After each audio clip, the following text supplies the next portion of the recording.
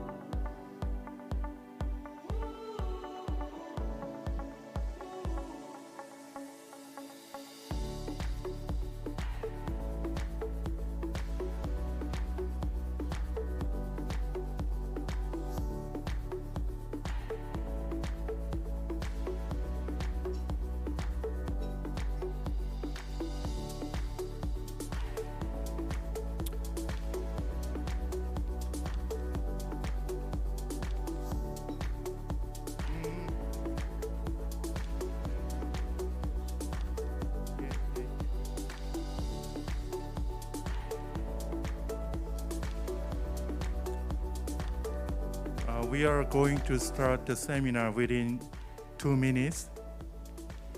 Please be seated.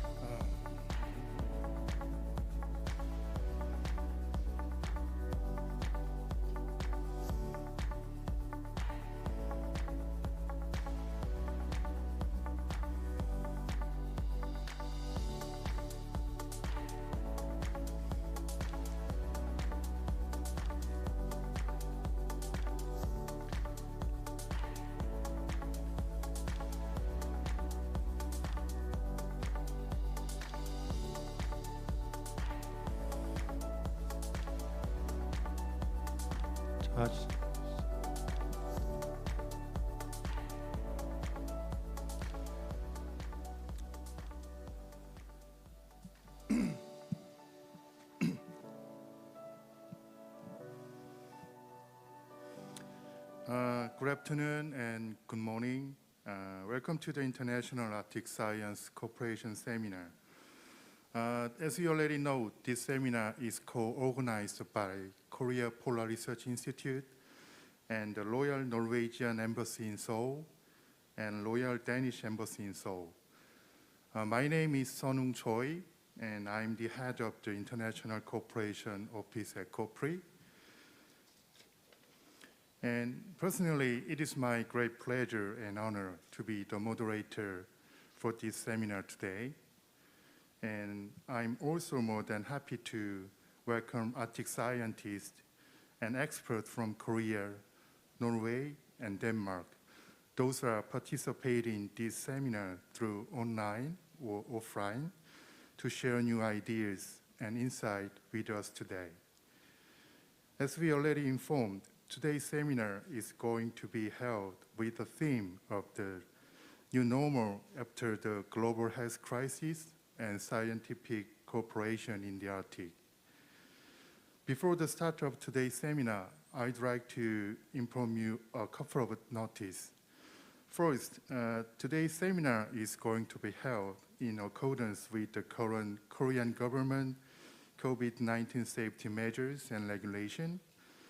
And second, this seminar is going to take place in a hybrid format, so such as online or offline access and attendance. Even though our technical staff are trying to their best to provide a stable connection for smooth seminar, but there might be a little bit unstable connection and some unforeseen technical matter. But anyway, this is going to be fixed shortly. But when it happens, just please understand this situation. And this seminar is going to be held in hybrid format. When you give a presentation, speak a little bit slowly.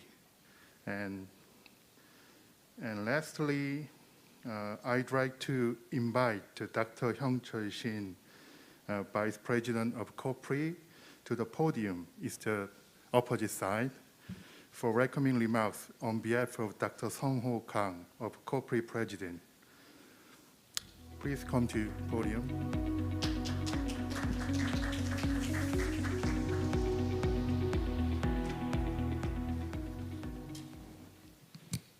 Good afternoon, everyone.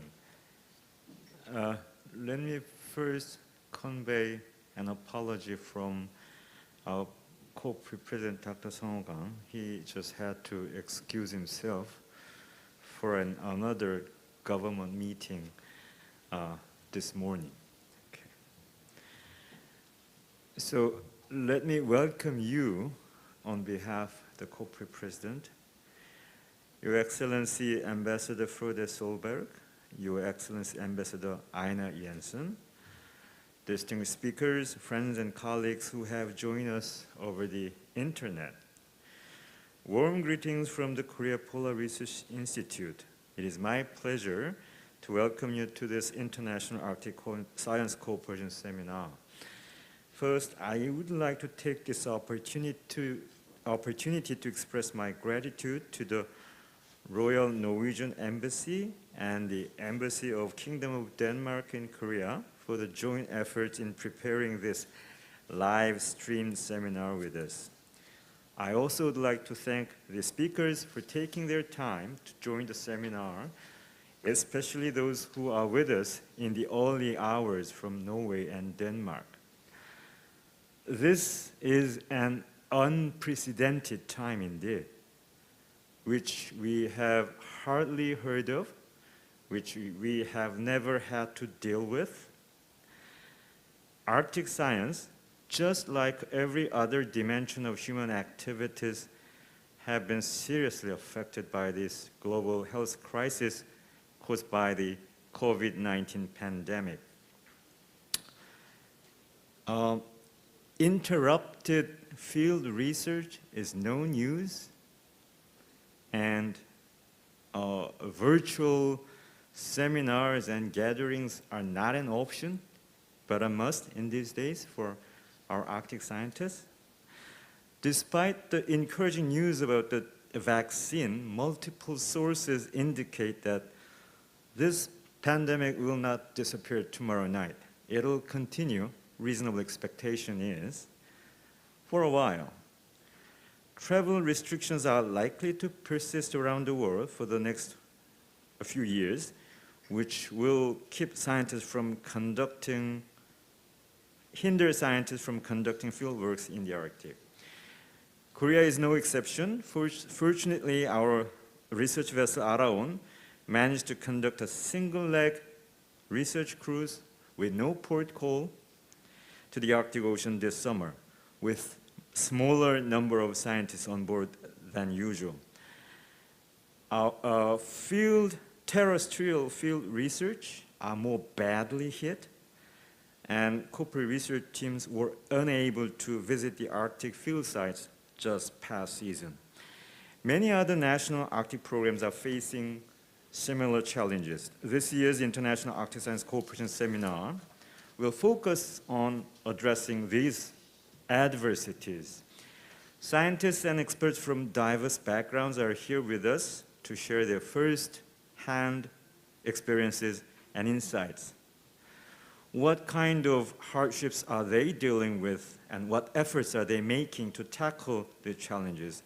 How can scientists and policymakers better respond to the new normal in the Arctic and in the Arctic research?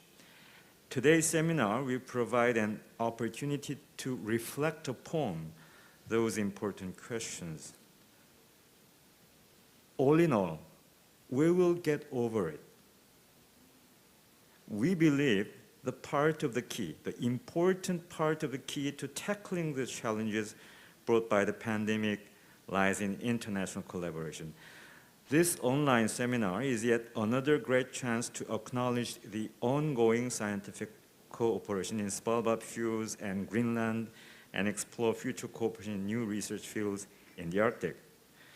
Such spirit of global cooperation and trust, as today's speakers will affirm, will be one of the most effective approaches or solutions or remedies to respond to this new normal in the Arctic brought by the pandemic. I look forward to further fruitful discussions with you all today. Thank you very much.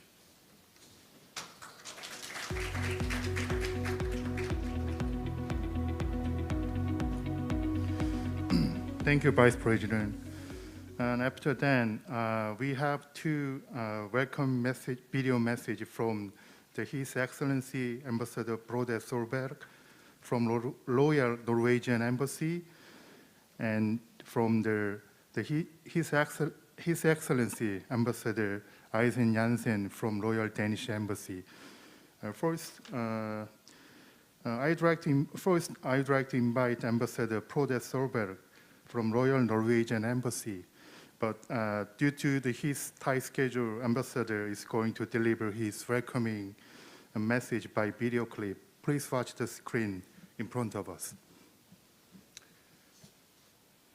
Excellencies, ladies and gentlemen, dear friends, 안녕 하십니까? Thank you for the invitation to once again take part in the Arctic Partnership Week. As I've stated in previous years, this is a most important platform for cooperation between the Republic of Korea and the Arctic states. And let me also underline that at least in the Korean-Norwegian relationship, the close Arctic collaboration is yet another good example of how close we work on several areas. Let me also thank the co-organizers, COPRI and the Embassy of Denmark, as well as KMA, for yet again having this important forum. This is a key platform for increasing awareness about both the importance of the Arctic and the dramatic changes we experience there. Unfortunately, this year the APW will not be the great networking event it usually is. Nevertheless, let me thank everyone for taking part both off and online. Last month, after more than 2 years' work involving 8 ministries, the Norwegian government published a new white paper to Parliament on Arctic policies, titled People, Opportunities and Norwegian Interests in the North. It has been 9 years since the last white paper on Arctic policy. Much has happened during the last decade, and it was necessary to update our understanding of the key challenges and opportunities in the North, not least since the security situation has changed considerably since 2011, and new analysis were needed. But the main priorities are still there. The white paper reaffirms our commitment to international cooperation and the existing multilateral framework, and its core interest for us to maintain good and close relations with our Arctic neighbors and countries that have an interest in this region. It also outlines Norway's ambitions for a strong and innovative Arctic region. The key message is that ensuring the Norway is a strong, vibrant region is important not only for the North, but also for the country as a whole. And that investing in people in the Arctic region is also an investment in our security. Because security is important, and the white paper underlines the important basis that the Arctic remains a peaceful and stable region where international cooperation and legal order applies. This is a result of hard work and the continuous engagement of all the Arctic states and the beneficial and close cooperation with observer states like the Republic of Korea. At the same time, we recognize that there is more demanding foreign and security policy situations in the North. This underscores the need for a predictable approach and the strengthened and credible defense in cooperation with our allies and partners. International cooperation, governance, and the adherence to the international legal regime play a significant part in safeguarding Norwegian interests relating to safety, environmental protection, and resources in the Arctic. Some have argued that a new great game is taking place in the Arctic, and that we need new structures of Arctic governance, including a new security policy forum for the Arctic. For Norway, it is important to emphasize that this is not the case. There is no legal vacuum in the Arctic. On the contrary, an extensive national and international legal framework already applies to the Arctic region. The law of the sea provides the basic architecture underpinning all ocean governance in the Arctic. It distributes jurisdiction and establishes clarity and predictability regarding rights and obligations for all states in all ocean and sea areas. Making sure it stays this way is a key priority for Norway. Another area that has changed over the past 10 years is our climate, and unfortunately not to the better. Despite globally, legally binding agreements, such as the Paris Agreement and other worldwide political initiatives, climate change is the most dramatic challenge we face. And the Arctic is a region where these effects are both more visible and more acute than elsewhere on our planet. This summer, a number of heat records were broken in Svalbard, and we can witness the changing situation from year to year. Climate change endangers a range of species who are dependent on ice and snow for their survival. I want to underline the important role of the Arctic Council, including the observer members and the Republic of Korea, which has been instrumental in producing new knowledge on how climate change is affecting this pristine region. This makes it even more urgent that the world community manages to reduce total global emissions of greenhouse gases. Furthermore, we need to strike a balance between protecting the environment and sustainable development of resources. This is both possible and necessary. We have a good track record in sustainable use of our resources. But in these unsecure and volatile times, facts are crucial. And for Norway, it is important that global discussions on the Arctic are fact-based. That is why research and knowledge creation is at the heart of the Norwegian Arctic policy. Close cooperation and interaction with the scientific community is key to reaching all our overarching goals for the Arctic region. And that is why the Arctic Partnership Week is important, and this is why today's Science Day is important. We look forward to continuing the close cooperation with the Ministry of Oceans and Fisheries, KMI and COPRI on bilateral science research for the Arctic, by bringing together Korean and Norwegian experts in the Arctic region. And the Arctic is probably one of the most developed areas of research collaboration between South Korea and Norway. And there are a large number of cooperation projects, MOUs, and arrangements in place that are mutually beneficial to both our countries. Dear friends, our great Arctic explorer, Fridtjof Nansen, once said, "Most people are satisfied too soon, and that is the reason why there is so little wisdom in the world." I don't know if that is true, but I know that the importance of knowledge is at the core of our Arctic policy, and that you, researchers and scientists, continue to be hungry in order to acquire wisdom. And that is why this day, Science Day, continues to be so important for the Arctic and for all of us. Thank you very much. 감사합니다.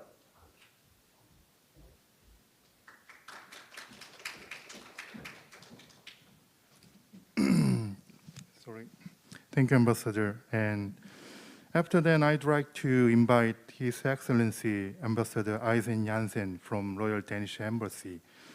Ambassador also delivers his welcoming message by video clip. Distinguished guests, researchers and co-hosts, my name is Arne Jensen and I'm the Ambassador of Denmark in Korea.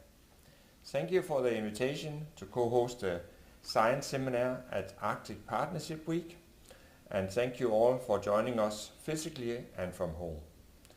I would like to share my sincere appreciation for our co-host, Korean Polar Research Institute, and our close Norwegian colleagues.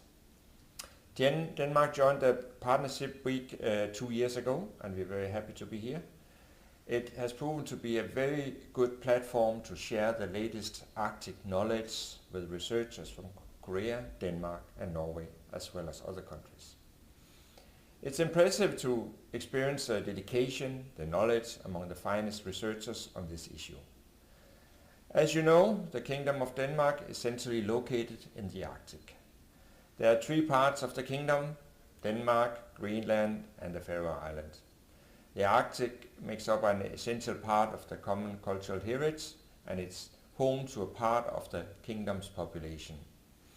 The Arctic has to be managed internationally and on the basis of international principles of law to ensure a peaceful, secure and collaborative Arctic. The Kingdom of Denmark is already an important actor in the virtual international collaboration in the future of the Arctic. The Kingdom of Denmark has an Arctic strategy from 2011 to 2020. The purpose is to have transparency in and around the Arctic. And the headlines of the Danish Arctic strategy are the following. First and foremost, a peaceful and secure Arctic with peaceful collaboration with adherence to UN Maritime Law Convention, a strengthened maritime security, as well as sovereignty and surveillance. Second is sustainable growth and development.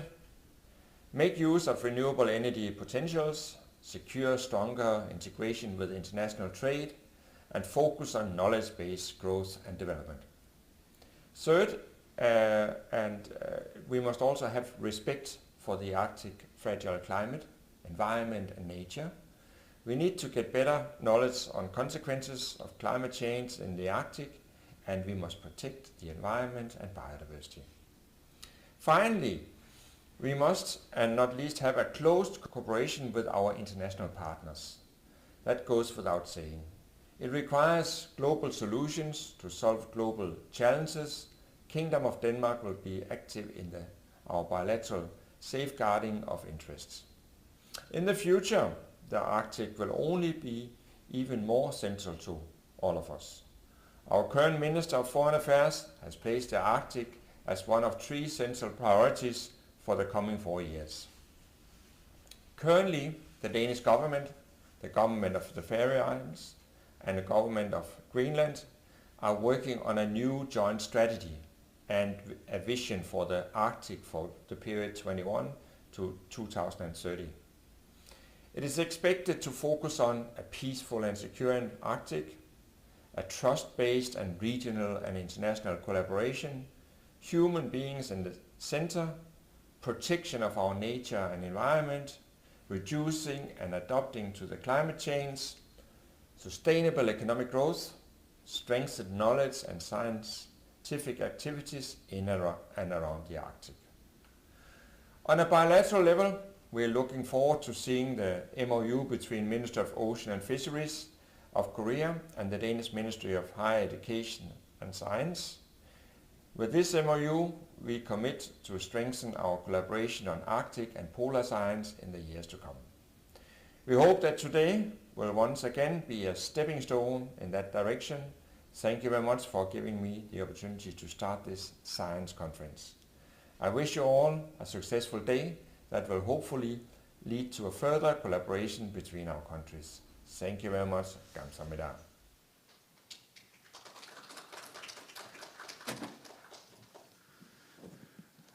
Thank you, Ambassador. And before the start of main seminar, we are going to have group photo time. So I'd like to welcome all the participants of these seminars here to the screen so that we can take a group photo together. And after group photo time, the seminar is going to start at 2 p.m. sharp. Thank you.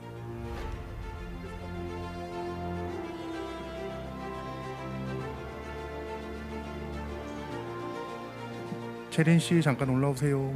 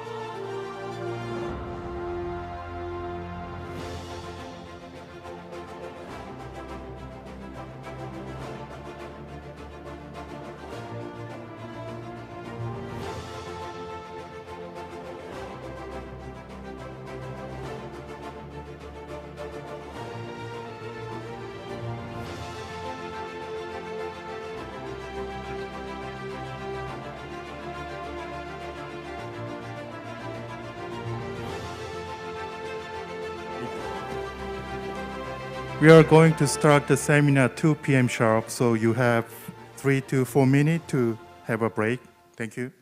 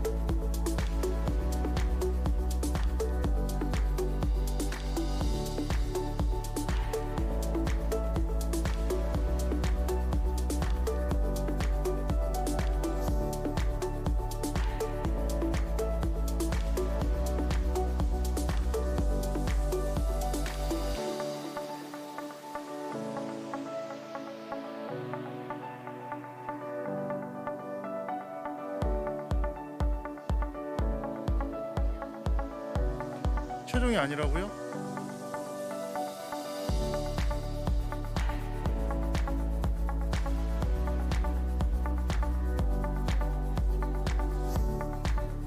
예, 그게 나올 것 같아요.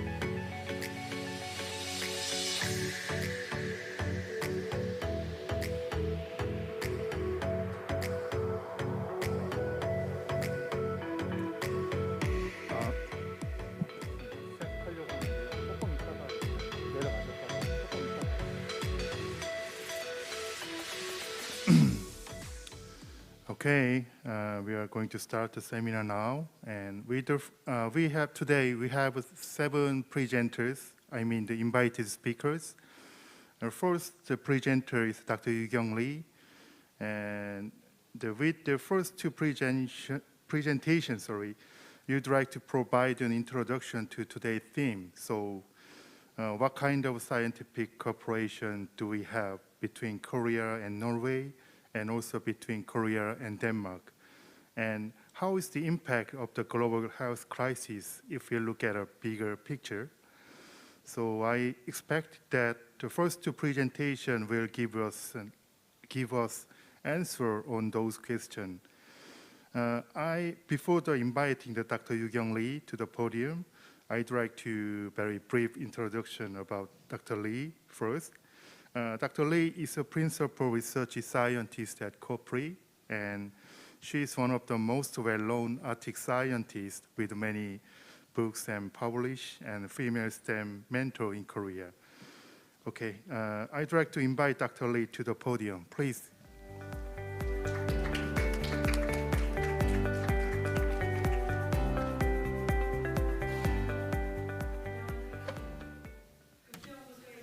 Good day, I am Yu-Kyung from COPRI. COVID-19 has changed our daily lives. Polar research is no exception and experienced much difficulties this year. In Arctic research, the challenges faced and how they are being addressed is the topic of my presentation today.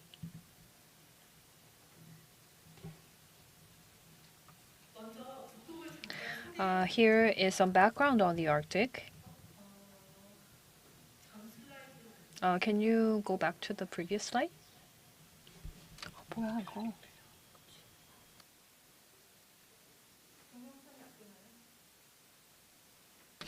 Can you play the video, please?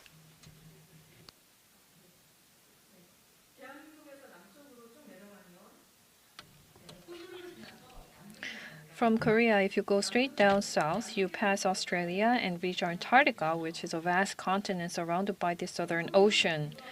The Arctic is the opposite of this formation, with the Arctic Ocean surrounded by Siberia, Alaska, Canadian North Greenland, and Norway. This is the Svalbard Island governed by Norway, and this is where Korea has the Arctic Tasan Research Center. When you think of the Arctic, what is the first image that comes to mind?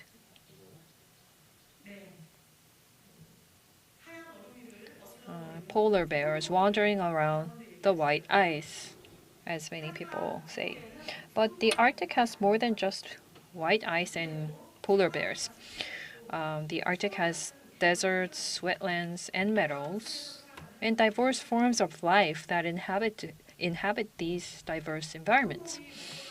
The Arctic fox follows the polar bear to scrounge for food, and during summer, simply living off of grass and berries, there's musk ox that withstands the harsh Arctic winter.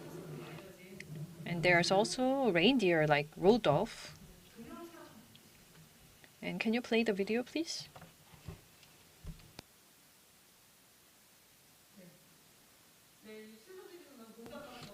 So the reindeer is looking for food. And this is lichen, a reindeer's favorite. It used to be called reindeer moss, but it is actually not moss. But it is a fungus and also a phytosynthetic grass that lives together. And in the Arctic, there are migratory birds that raise their little birds in the Arctic and fly south before winter comes in the Arctic. Can you see this? So this is our research base, and right here you can see I'm sure you just saw it. You can see the beluga. Sometimes when you're really lucky, on your way to the research base, you can meet these Arctic animals. And there are even insects that live in this harsh cold that sometimes reaches 40 degrees sub-zero. And you wonder how they survive. According to some research, the insects that live in the Arctic, just like cicadas, live for 14 years below ground and grow little by little. And then in their 14th year, they come out of the surface, some of these insects in the Arctic.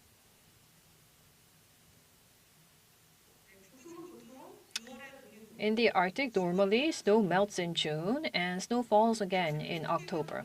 For these 3 to 4 very short months, spring, summer, and autumn come and go. Flowers bloom, fruits are born, and new life comes to life. The Arctic is a very dynamic place.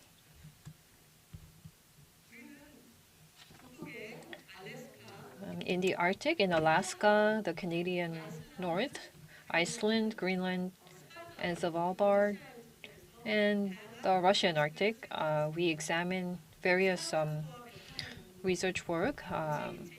We look at the changes in the greenhouse gas concentration of CO2 and methane through continuous measurement and monitoring, and observe various factors related to climate change. We also look at how such climate change will impact the Arctic ecosystem. However, this year we were told by the Alaskan indigenous group that by email that we cannot enter this area this year.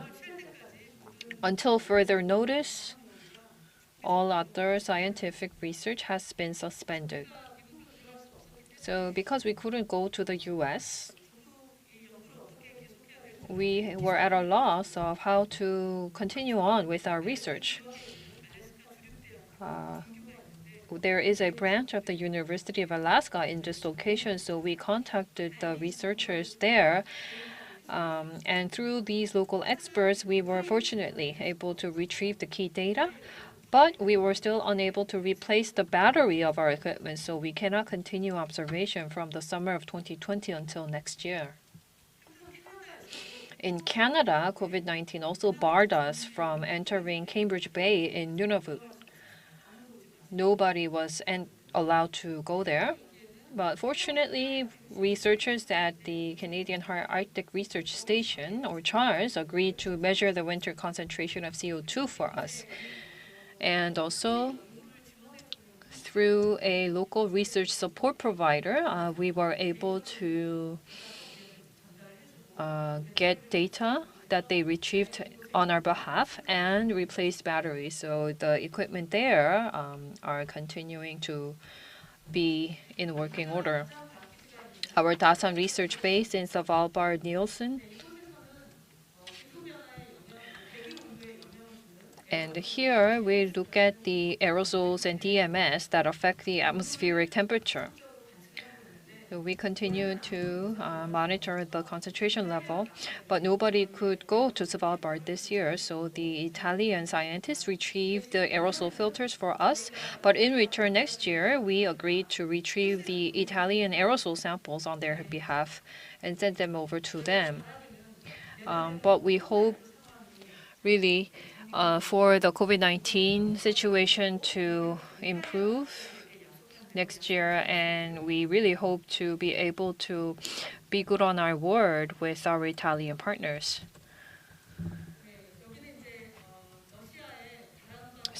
This is the base in Baranova, Russia. Since 2018, we have been monitoring the heat flow in the atmosphere. And the Arctic and Antarctic Research Institute repaired our observation equipment, collected data, and sent them over to us. But sadly, in Iceland, we were unable to replace key consumables that need to be replaced on a regular basis for the equipment to continue working. We actually manufactured these equipments ourselves, so we could not ask anybody else to actually replace the key consumables of these particular equipments. And so from March 2020, observation here has stopped. Despite COVID-19, scientific research in the Arctic continues through our efforts to overcome challenges other than Iceland. In other areas, to a degree, our research continues on. And this year, I was dispatched to Norway, Tromsø, Norway, for a year, and I came back to Korea 3 weeks ago. I was with the COPRI NPI Polar Cooperation Research Center in NPI, and in Svalbard, I was able to conduct field work. And in all of Korea, I think this is the only example of an on-land and field work done on the Arctic.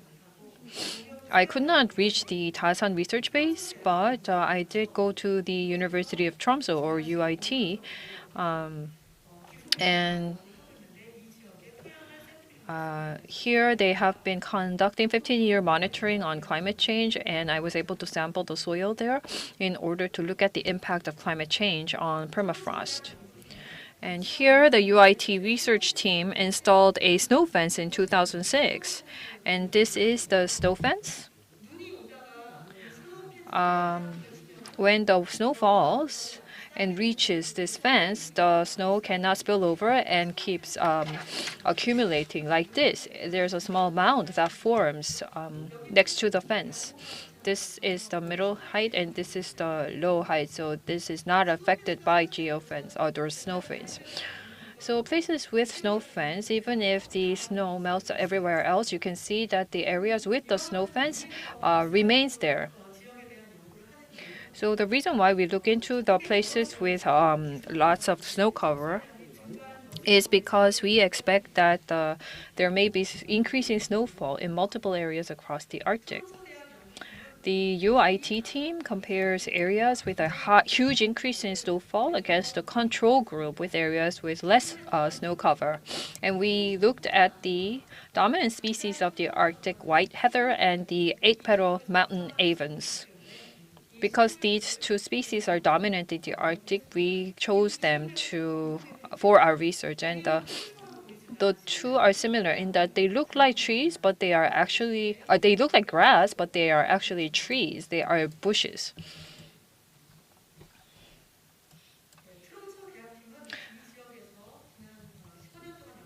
So as they proceeded with the 15-year research in this area, the UIT team conducted continuous monitoring and found that if there are more snowfalls, the snow protects the ground beneath. So the ground beneath actually warms up. And as the snow melts, water is applied to the soil, so the soil becomes more humid. And as a result, the soil organic carbon is more actively degraded, according to the UIT team. And also,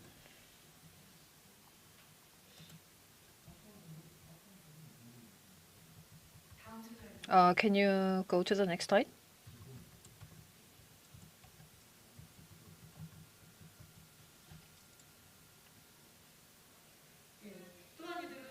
So this team also observed that greater the snowfall and the snow cover, as you saw, with the high snowfall and snow cover, the snow remains for a longer period of time, and this shortens the growth of period of plants and the period when the plants can receive sunlight. So this leads to less and less bushes and more mosses.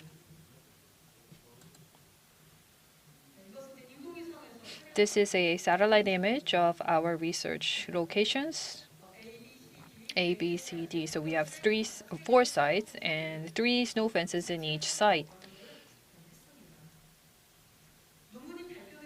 After the paper was announced, vegetation monitoring continues every year, and I was a part of the vegetation monitoring this year in the region. And as I actually went there, I saw that in areas where there was deep snow, mosses usually mostly remained on the ground and the bushes all disappeared. But right next to this area, in the control group, you can see that there's a very healthy vegetation. So this means that snow has actually stunted the growth of the vegetation.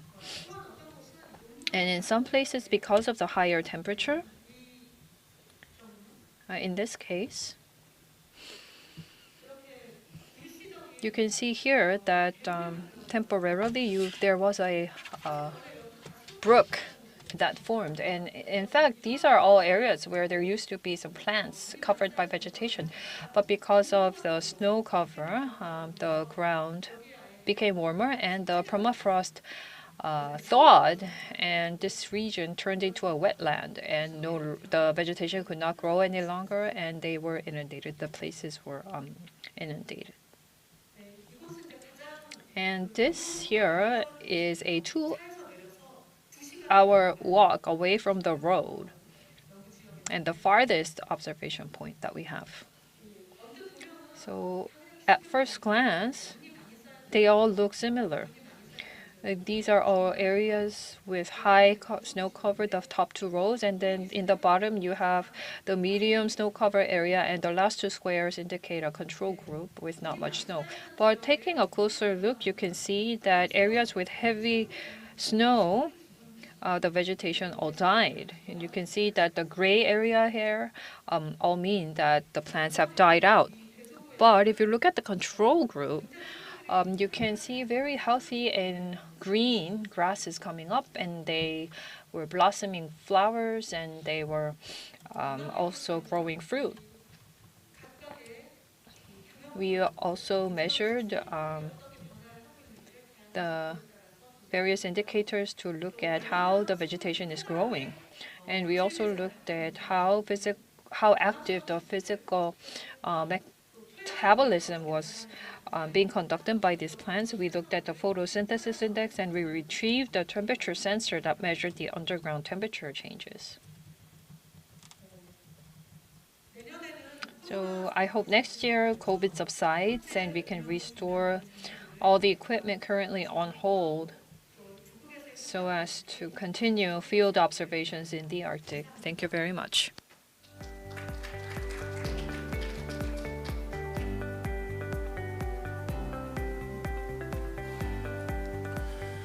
Thank you, Dr. Lee. Thank you for your presentation. Sorry. And now I would like to give the floor to Mr. S.K. Rosenberg. Mr. Rosenberg, who is a close friend of COPRI, and he is a Science and Innovation Counselor at the Innovation Center of Denmark, Seoul, Royal Danish Embassy in Korea. As I know, since 2018, he has been planning, developing, and supporting Korea and Denmark bilateral collaboration in the area of science and technology and innovation. Okay, today's talk is entitled as Arctic Science Diplomacy in the Kingdom of Denmark. Mr. Rosenberg, please come to the podium. Thank you.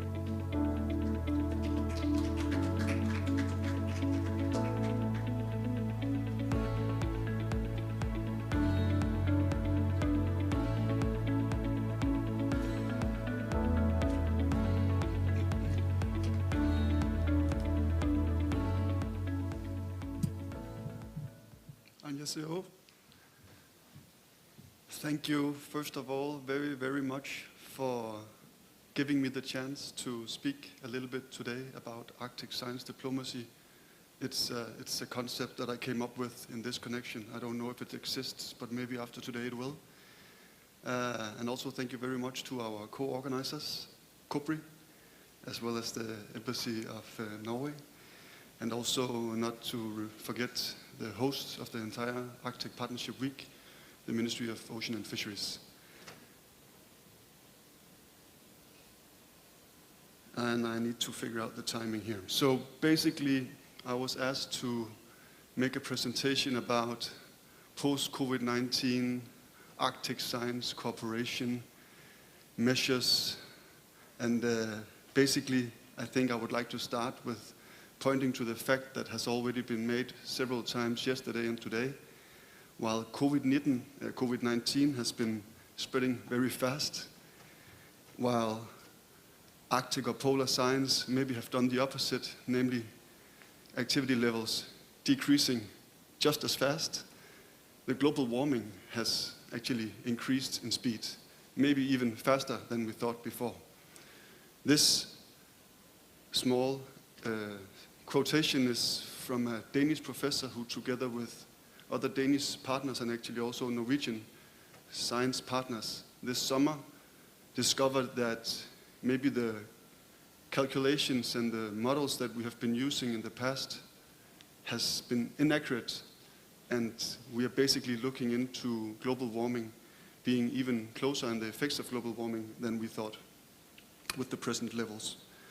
So yes, COVID-19 has decreased scientific activities, but they haven't decreased the need for further scientific activities.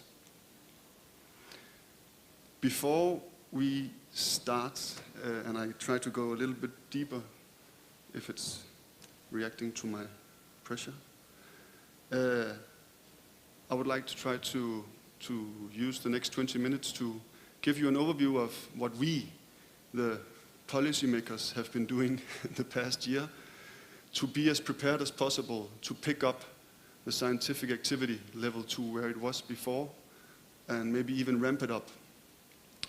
And I've structured my presentation in the way that you see. But first, I need to bring a big disclaimer. I'm very honored to be given the chance to present here today among real experts. I don't consider myself an Arctic expert. I don't consider myself a scientist because I'm not. I'm basically a graduate from a business school that now works with science diplomacy. So one could maybe say that I'm slowly but steadily becoming a science diplomacy expert. But basically, I personally stumbled upon the Arctic by accident just after moving to Korea 3 years ago. In February 2018, my first assignment to the Embassy of Denmark was to prepare the program of our the acting ambassador of Denmark, who's in the middle of the three persons up in the upper right-hand corner. Hanne Fugl Eskær is now the ambassador of Denmark in Canada, as well as representatives from Greenland and Faroe Islands when they were conducting their first bilateral Arctic consultations with their Korean counterpartners. So that's basically when I learned that Arctic science was something that you in Korea are very focused on. You are putting in a lot of effort and resources, and this was a great experience to me. And so it was for the Kingdom of Denmark's representatives as well.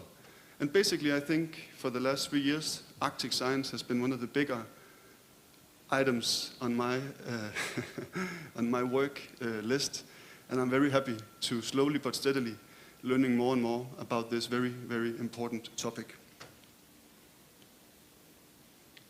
But maybe before I start, I should then try to at least give me a little bit of a platform to stand on. So this is basically what I do. I work in the intersection between the Ministry of Foreign Affairs of Denmark and the Ministry of Higher Education and Science with science diplomacy. We are placed as an institution underneath our Trade and Global Sustainability Department of the Ministry of Foreign Affairs, and more specifically underneath the Export Innovation and Global Public Affairs Unit.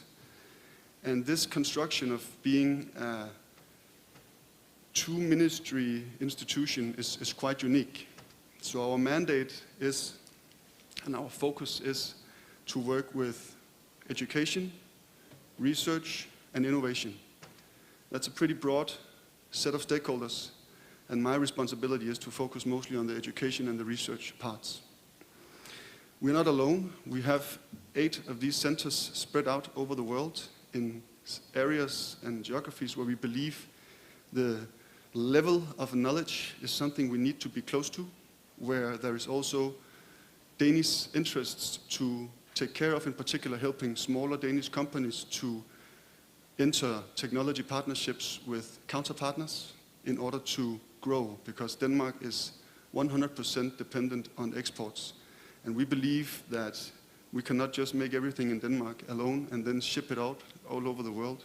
We need to interact with the ecosystems. We need to make collaborations, and that's basically where we come in as the science diplomacy people. So very briefly, what we try to do is we try to help our customers and partners develop, mature, and commercialize ideas and innovation.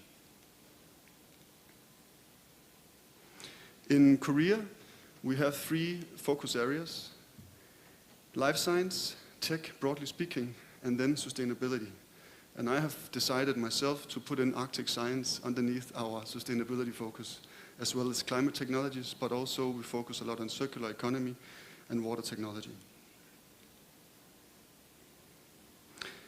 The Ministry of Foreign Affairs of Denmark has also recently, maybe 2 years back, if I don't remember it completely wrong, launched a green diplomacy initiative. So what is that? Well, basically, Denmark really wants to be a front runner also when it comes to adding maximum pressure to multinational institutions, to countries, to companies, to take a greater responsibility on tackling the climate change threat that we're all standing in front of. And this picture shows the projections of what we can actually maybe use COVID-19 for, namely to, instead of continuing as we were doing before, put focus on revitalizing our economies with green stimuli packages. And it basically projects the different types of scenarios. And Denmark is doing whatever we can do, together with our partners around the world, to get down here, create strong green stimuli packages, and encourage our partners to do so, to break the curve. This is an overview of some of the different embassies around the world where we have different focus areas. And in Seoul and Korea, we have been nominated as one of the 15 Danish embassies with the title of being a climate front post. And that basically means that we get resources and we use a lot of time on discussing climate change and green transition in whatever circumstances that we are allowed and get the chance to do so. So I think that the topic of Arctic related to climate change is also another reason for me standing here today. It's something that is very close to our work across sectors at the embassy, and I'm very happy to be able to be a small piece of the puzzle. What we can also do is we can try to put these things on the agenda together. And this video, if it had sound on it, would give you an idea about how that could look and sound like. And if there's no sound, then I'm probably just going to skip it real quick after I have given you an idea about what it is. You can find this on YouTube. If you look up nordictalkskorea.com, we have different types of videos showing how we are trying, together with our Nordic colleagues from Finland, Sweden, and Norway, as well as our Korean partners within various sectors, make events that has 2 purposes: bring together knowledgeable people from the Nordics and Korea to discuss global issues, but also use this platform to communicate out into the broader Korean public. And if I might say so, this is one of the platforms where we have succeeded in the last part of that. So after the first 3 events that was held in 2019, we had more than 70 press mentionings, TV shows covering this. We had more than 150,000 reach on social media. And in general, we have been very happy to be able to create a platform that reaches a broad audience. And this is what you can use us for as well, as an embassy, as science diplomacy people who are maybe not the Arctic experts, maybe not the scientists, but someone who can put together things and make it sound even bigger. But I'll skip this small video and get on with the real deal of this presentation. What can I do in order to reduce I think we should maybe my just consumption, skip the video to change my by now. Yep. Okay, so I'm pretty sure that most people by now know that Denmark and the Kingdom of Denmark is also an Arctic state. We've been trying to tell that story for the past couple of years. So I will probably also go over this slide really quick, but just to give you maybe some proportion, if you bring together the 3 countries of the Kingdom of Denmark, we're all of a sudden the 12th largest country in the world. And that obviously has to do with Greenland. For sure, it has nothing to do with Faroe Islands or Denmark. So what about Arctic science diplomacy? Well, we stand on a foundation that my ambassador has been also telling you about yesterday and briefly today. We stand on this Arctic strategy for the Kingdom of Denmark that is running out, basically. And that is, again, to repeat Einar Jensen, a peaceful and secure Arctic region, sustainable growth and development, respect for the fragile Arctic climate, environment and nature, as well as, and not least importantly, our close collaboration with international partners. Our relatively new Minister of Foreign Affairs has prioritized the Arctic very, very, very high. It's one of 3 central signature projects central initiatives. As you can see, green diplomacy is part of his signature projects that he has rolled out and that we are now implementing. And a joint Arctic strategy between the partners in the Kingdom of Denmark is one of his central initiatives. So that basically means that people like me, we need to deliver into those ambitions. And how do we do so? Well, at least in my personal and very humble opinion, we need to take a triple helix, if not a quadruple helix perspective on doing Arctic science diplomacy. We can not only work with scientists, we cannot only work with companies, we cannot only work with policymakers, we cannot only work with the public. So in quadruple helix figure, there would be another circle to this one, and that's probably in an Arctic setting where you would put in the indigenous people that we're also talking about every time we're meeting and discussing what to do. So we need to bring these things together, and we need to make structures and governance and models and facilitate various types of collaboration and knowledge sharing in order to actually make a difference.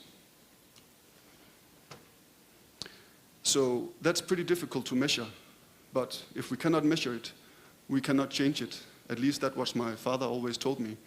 So basically, one way of measuring that, there are many, could be to have a look at the Global Innovation Index and try to use some of those same building blocks that they have been pretty successful in putting together for the past many years in order to actually track and measure development for innovation capacity. And that is basically the structure of the rest of my presentation, where I will attempt to try to give you an overview of some of these building blocks, how they looked in the past, and how we have tried to, for the last year or so, change them for being prepared to increase scientific activities after COVID-19 has lost its grip. So, if we look at the political, regulatory, and business environment, these things is also familiar to most people who are dealing with the Arctic. This is some of the basic foundations that we are standing on, the Ilulissat Declaration, as well as the Agreement on Enhancing International Arctic Scientific Cooperation from 2018. But in terms of the business financing and in terms of the business environment in and around Greenland, this is a strategy that was made in 2018 by Oxford Research and Norregio. And here the main findings are that there is basically a lot of public support, but there are challenges to help SMEs accelerate and grow, and there is generally a lack of venture capital. 2 years back at Arctic Partnership Week, we had a workshop in the evening together with the Arctic Economic Council, and basically the main item that we picked out of those discussions was also that we need to also be able to invest all these great ideas that we have, be it scientists or be it companies. So one thing that is definitely missing in the Arctic region is also capital, in particular when we look at the need for business growth as well. So what have we been working on in the Kingdom of Denmark? As Einar has mentioned a couple of times, we've been working on a new Arctic strategy.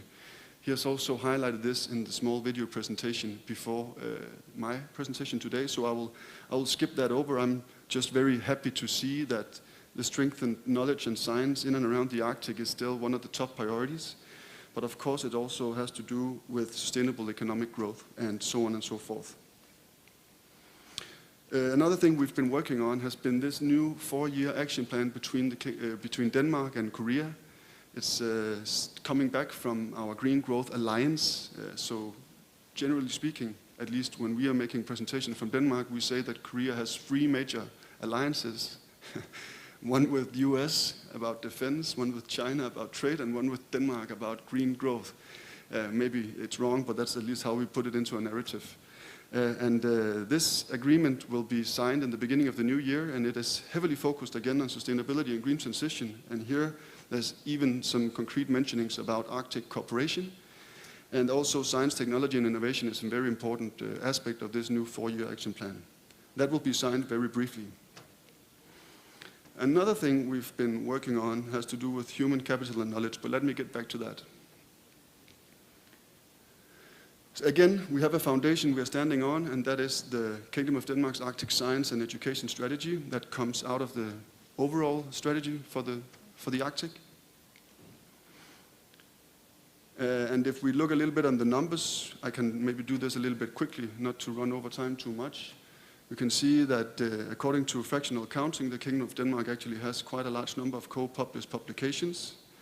The Kingdom of Denmark is quite active within Arctic research in comparison to other areas in our scientific environment. You can also see that the level of international cooperation with Danish scientists is relatively high, South Korea and Germany as well. And if you look at where the most of our research is being done, the highest output is within natural sciences, technical and health science. And basically the Arctic research conducted by people from the Kingdom of Denmark is being used in many other academic environments.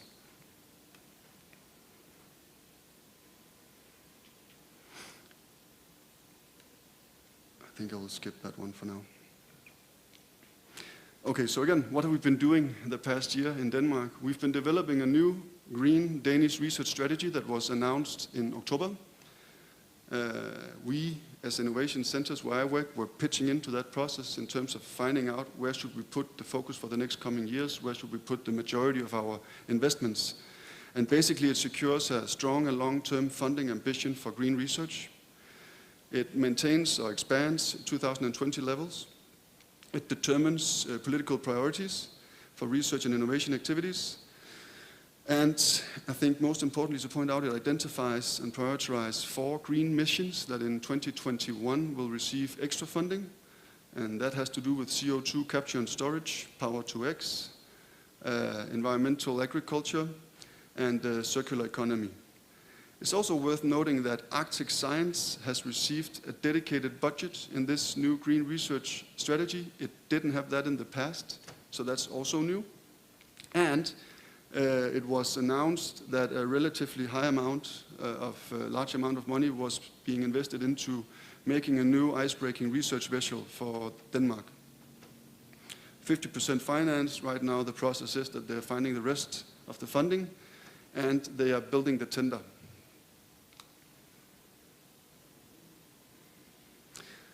I'm also very happy that we just managed to squeeze in our second joint committee meeting between the Ministry of Higher Education and Science in Denmark, my ministry, as well as the Ministry of Science and ICT in Korea in February, before basically that went totally wrong with COVID-19 and international travel was impossible. So I think it was around February 6 or 7.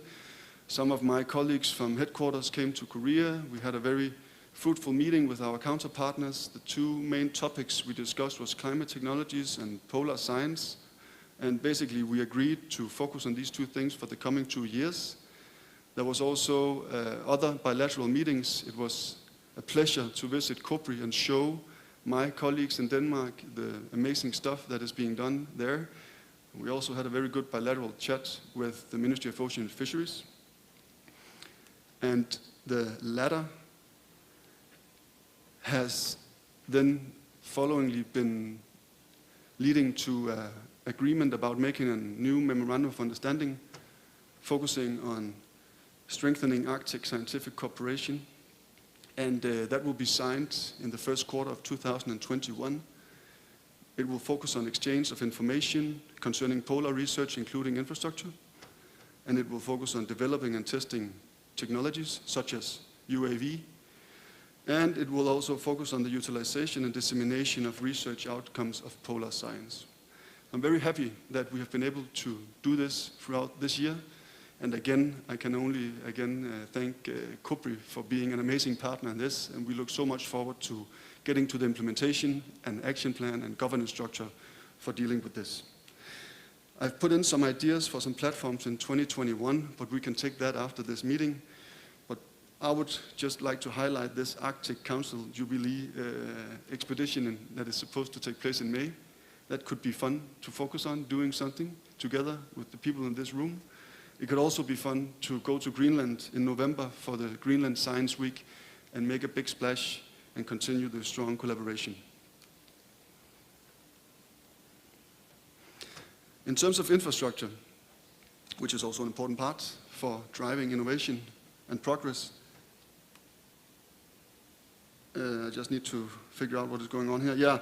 Again, I think most of us know that the Arctic is not super well connected in many different ways.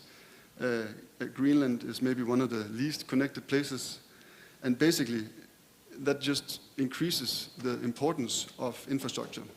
And this is the infrastructure that we have at our disposal at the Kingdom of Denmark, and where it is also possible to collaborate with us.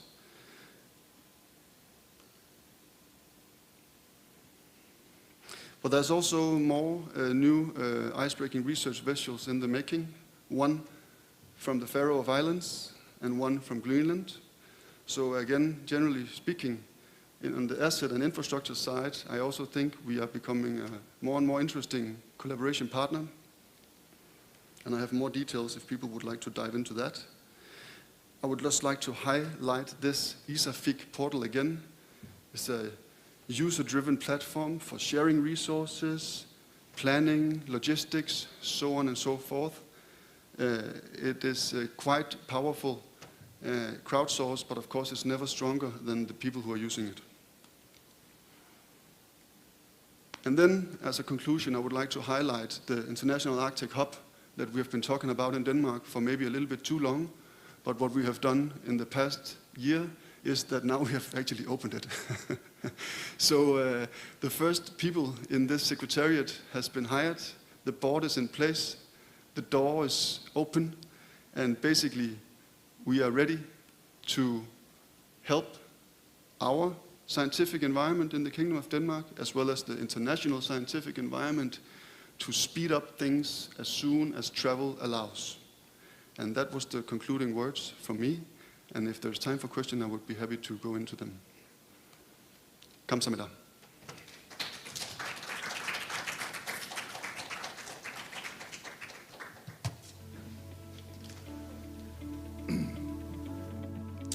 Thank you for your presentation. And from now on, we are going to have a health break for 30 minutes.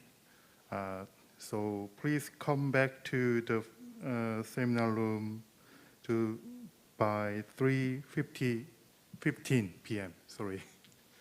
Thank you.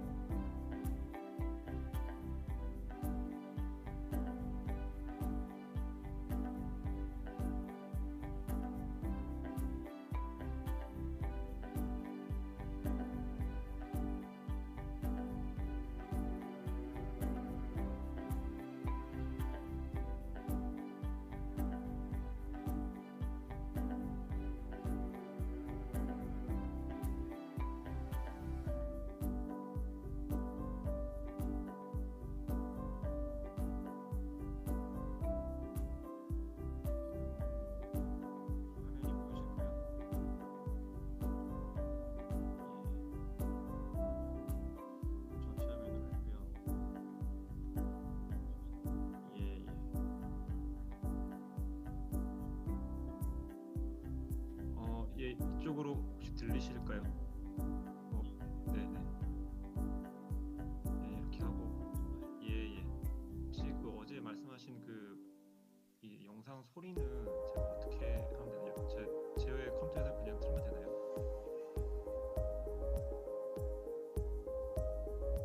근데 제 거에서 지금 틀면 소리가 좀 커서 예. 이게 어제 이제 보니까 그 컨퍼런스에서 이제 이 줌에서 들리는 소리는 기본적으로 그렇게 크지는 않은데 제 거 이거 소리가 너무 커가지고 제가 소리를 되게 죽였었거든요. 제가 너무 불편해서 그러다 보니까 이제 줌 회의 소리가 안 들리더라고요.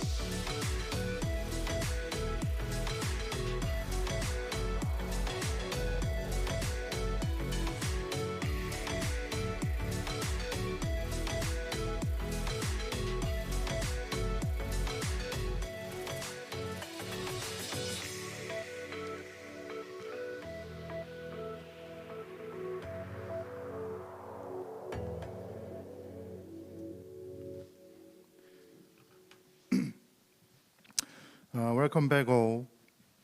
From now on, we are going to hear the voices of field scientists. Now we have 5 invited speakers, but firstly, I'd like to invite Dr. In-sung Hwang from Korea Aerospace Research Institute. It's called KARI. And as I know, he is a senior scientist of KARI, and he has been involved in aerospace engineering for many years. Okay, from now on, Dr. Hwang, please, the floor is now yours. Thank you for your introduction. 소개 감사드립니다. Thank you for the introduction. I am Hwang In-sung from KARI.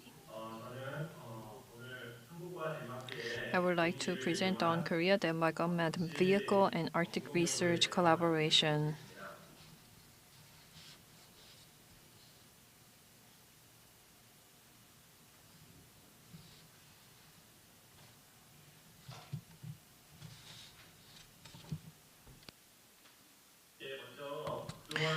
First of all, over the past several years, I would like to present to you the progress made. As you can see in the picture, in April 2017, for the first time, we had the very first Denmark-Korea Joint Committee meeting on science and technological cooperation. From this committee, we focused on the keyword drone and looked at what kind of research is ongoing in each of our states. And in October the same year, in Odense, Denmark, we participated in the Unmanned System Nordics 2017.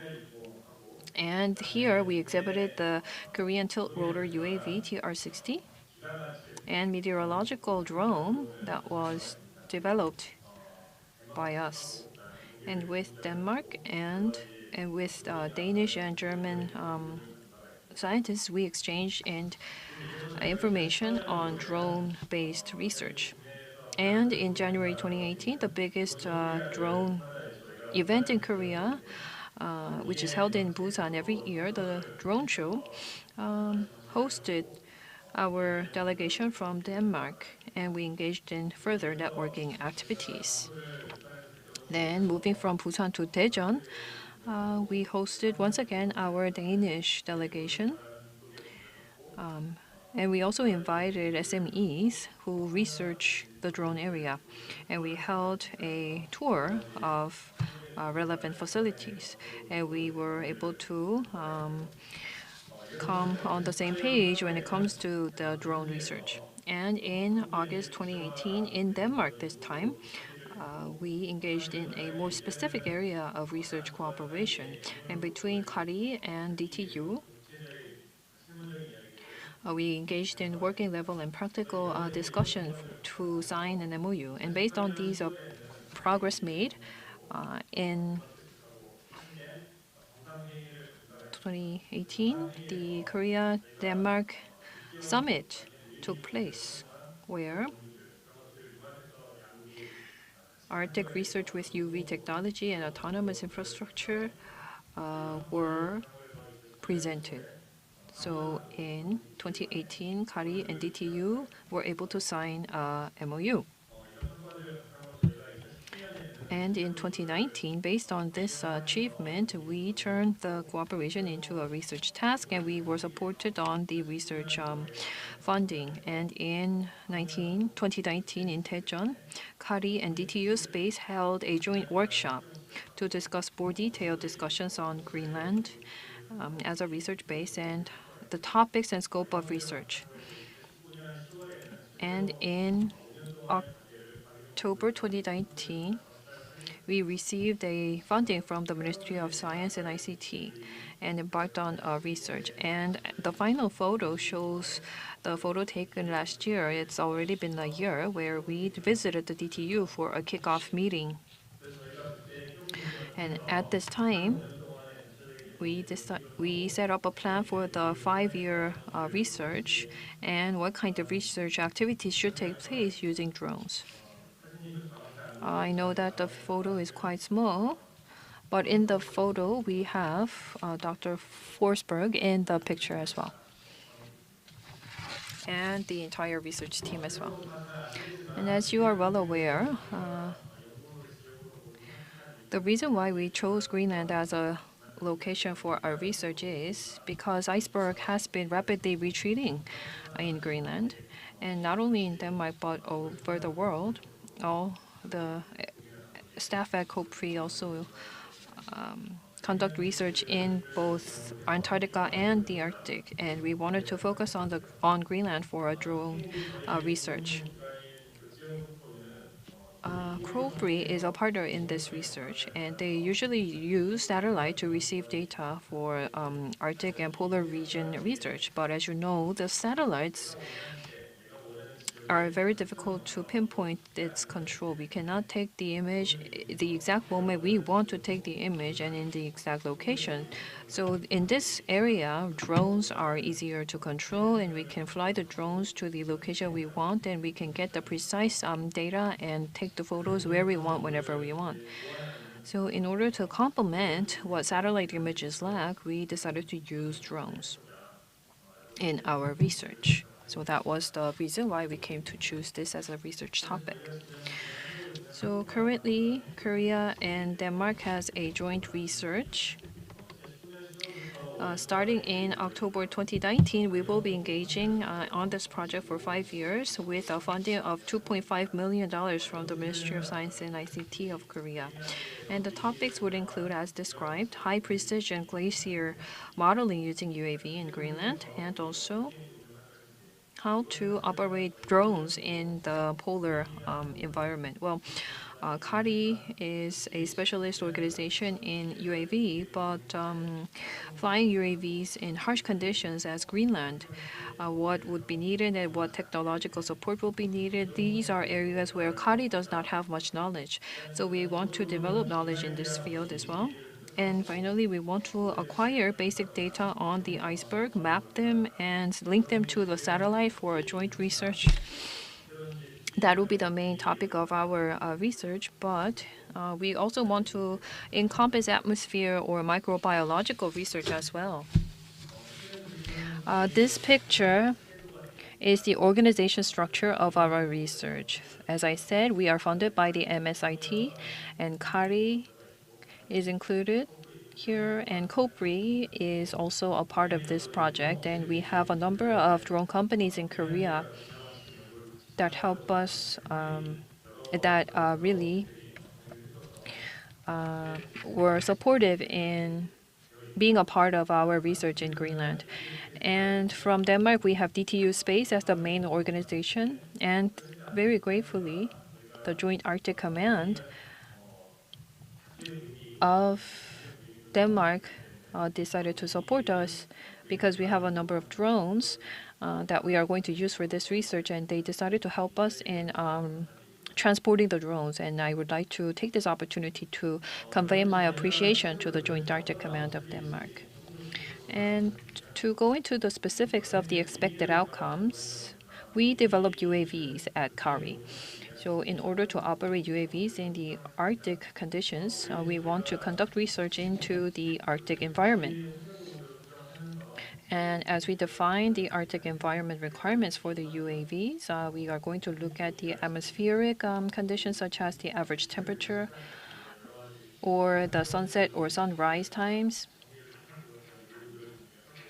So these data will be sorted out.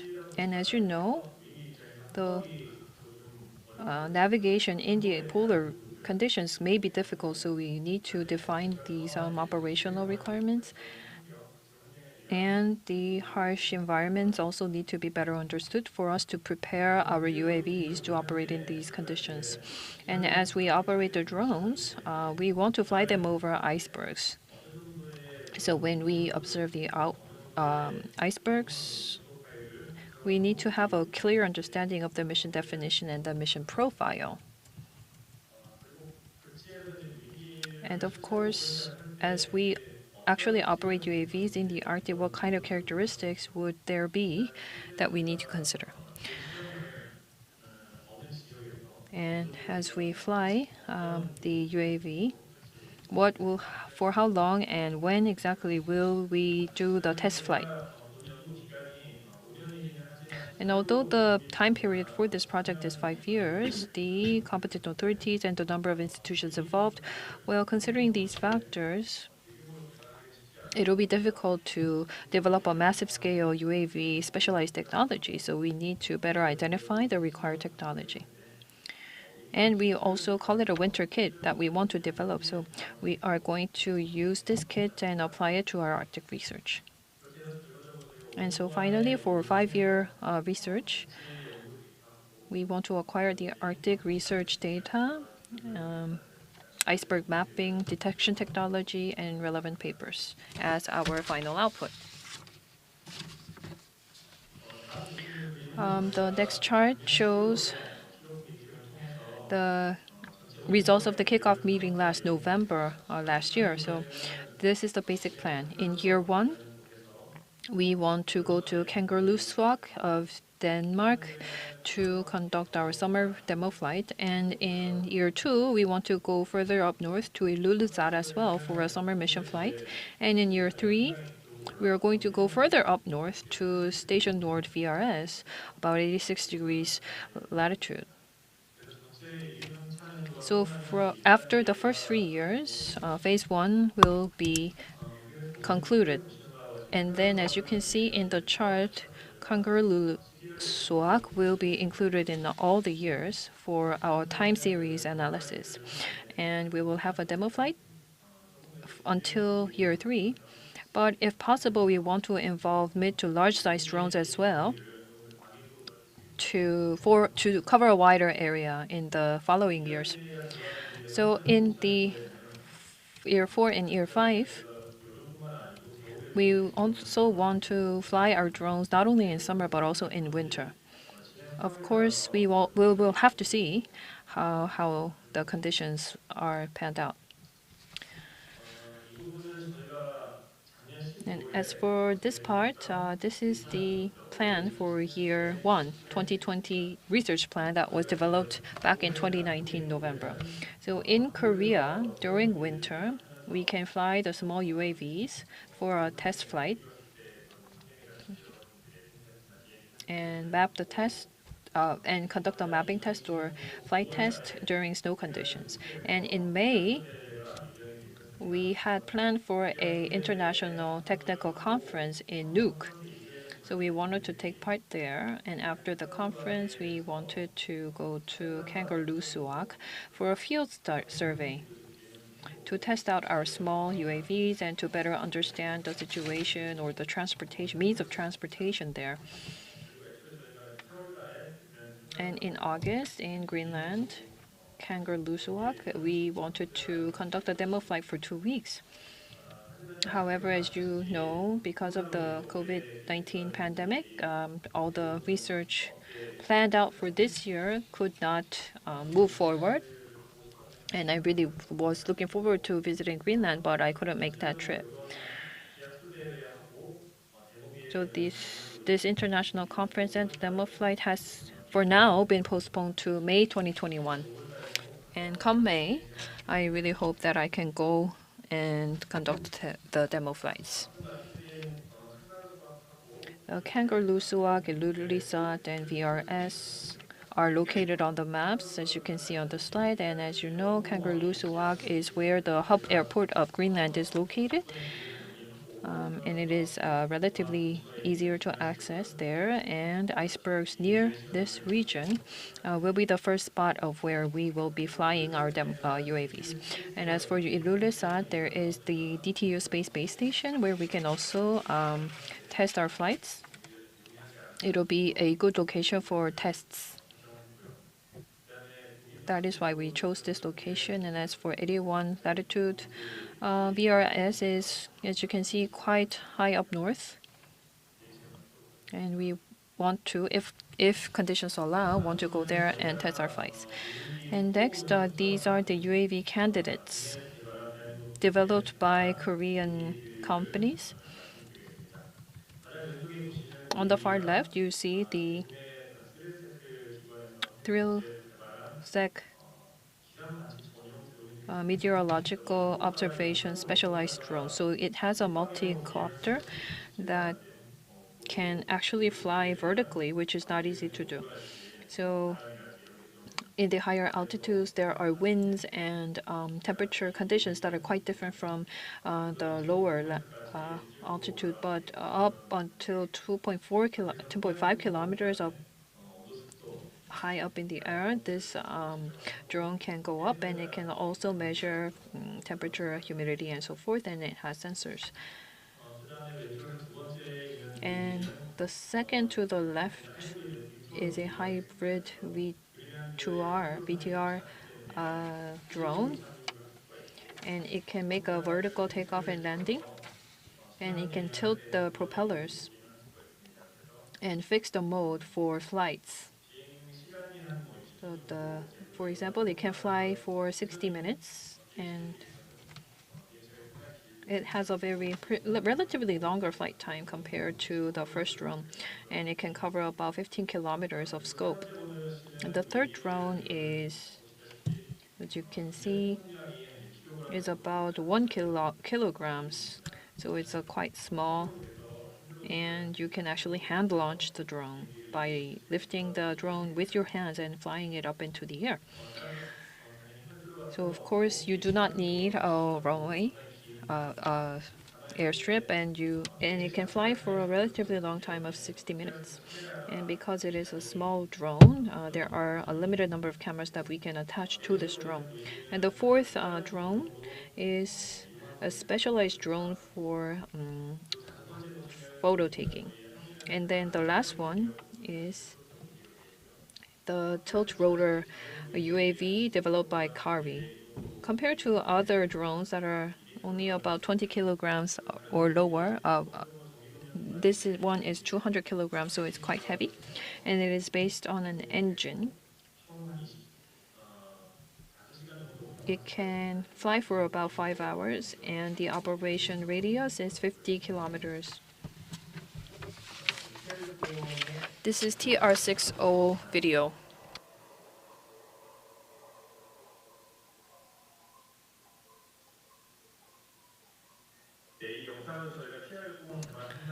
After we developed TR60, we wanted to test fly the takeoff and landing on the vessels.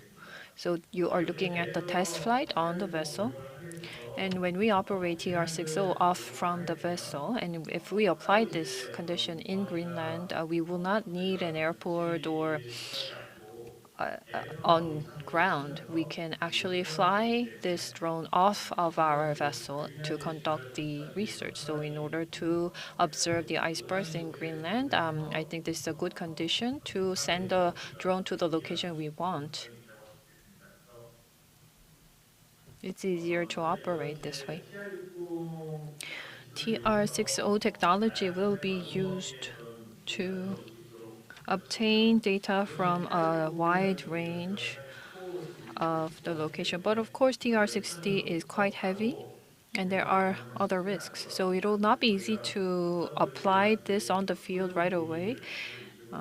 We will first start with the smaller drones that I showed earlier to test out sufficiently and to understand the environment. And when we are confident enough, we will take the TR60 to Greenland for a test flight.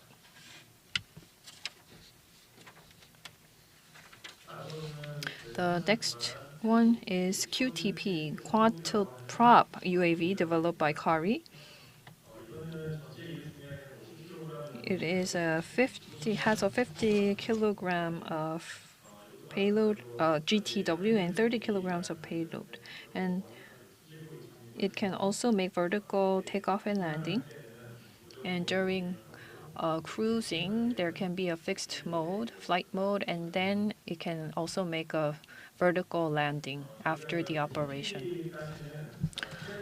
TR60 is pushed back for a later time, but QTP, we think that we can apply QTP on the field right away to start the research mission. This one is based on QTP, but we made some modification for lift and cruise type UAV. This is currently under development at Kari. Again, vertical landing and takeoff is possible, and it can fly on a fixed cruise mode.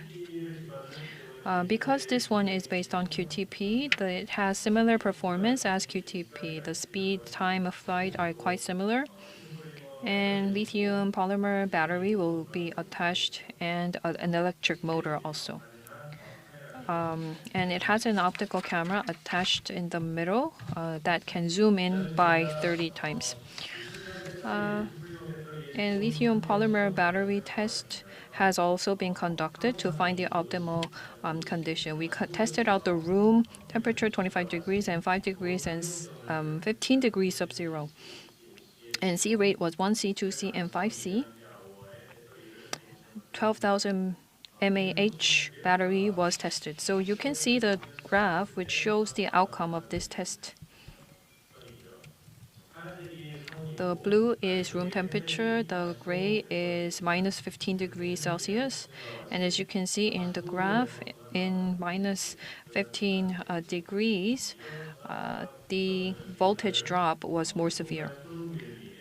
So when we apply this type of battery, and when we set the cutoff at 3.6 voltage, minus 15 degrees environment shows a 35% drop in performance compared to room temperature. And as I said earlier, we are developing currently a 50 kilogram UAV. And from takeoff to landing, if we look at the entire flight emission profile, we want to see the flight time when we can obtain the video or image, the actual mission implementation time. And you can see that compared to room temperature, in low temperature environment, the mission time is reduced by half. So if you look at the actual mission implementation time, compared to good conditions, harsh conditions mean that our mission implementation time is going to be cut in half. So we need to be aware of this. Next is navigation. Because we will be operating in high latitude regions, you can see here the GNSS satellite geometry. We might be operating in angles that are out of the inclination angle of GNSS satellite. For example,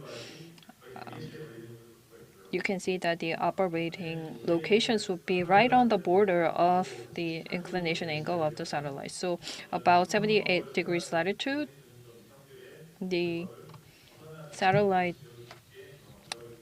angles will not be able to cover the area of our observations. So for GPS, the inclination angle is 55 degrees, Galileo 56 degrees, and GLONASS 64.8 degrees. Anywhere above this latitude mean that the GPS satellite will not be flying over our location.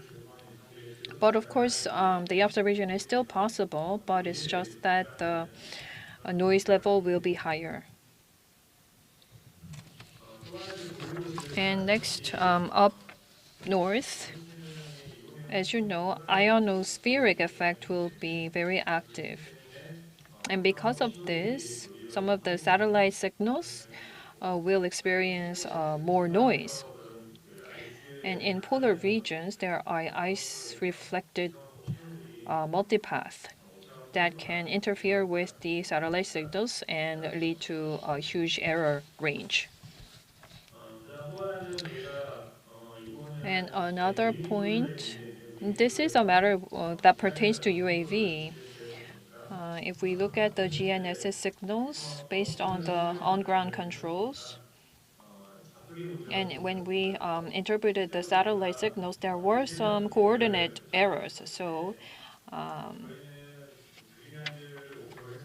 we targeted Greenland in our coordinates, but the actual UAV control screen showed that the UAV was actually sent over to Russia, somewhere in Russia.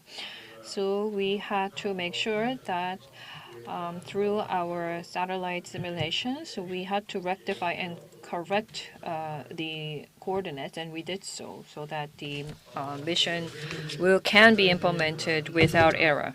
So that is actually all for my presentation. Between Korea and Denmark, there are multiple cooperations that are ongoing, and this led to very important opportunities for research, including a 5-year research period for us.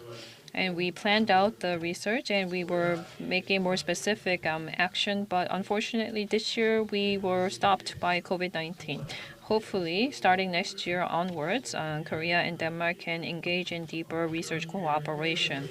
And through this opportunity, someone like myself who develops UAV, we are very interested in the navigation in very harsh conditions.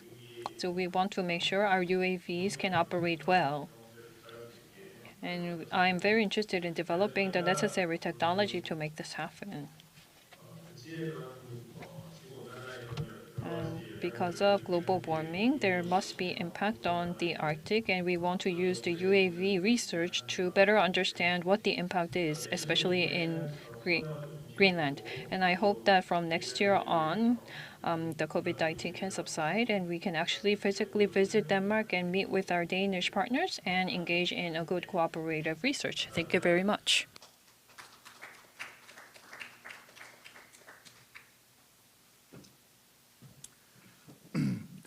Thank you for your presentation, Dr. Wang. And the next speaker is Professor René Polsberg from the Technical University of Denmark, or DTU Space. He has worked extensively with geodetic, satellite, and airborne research for cryosphere monitoring, geodesy and mapping, and Earth observation. And he has led many field expeditions in Greenland, including campaign in Svalbard, Norway, and Arctic Canada, and the Arctic Ocean as well. With a focus on both on cryosphere research and geophysics. Okay, Professor Polsberg, please, the floor is now yours. Can you hear me in Korea? Yes, we can hear you. Okay, good morning, and thanks for the invitation to present some of our work in Greenland and the nice cooperation we already have started with the CARI and the COPRI in terms of using the drones in Greenland. And I appreciate, as I said again, the cooperation we had since many years in the Arctic through various EU and ESA projects. This talk, I will give you some general overview of who we are at DTU Space, some more about the climate change, what we do for monitoring the ice sheet and the sea ice.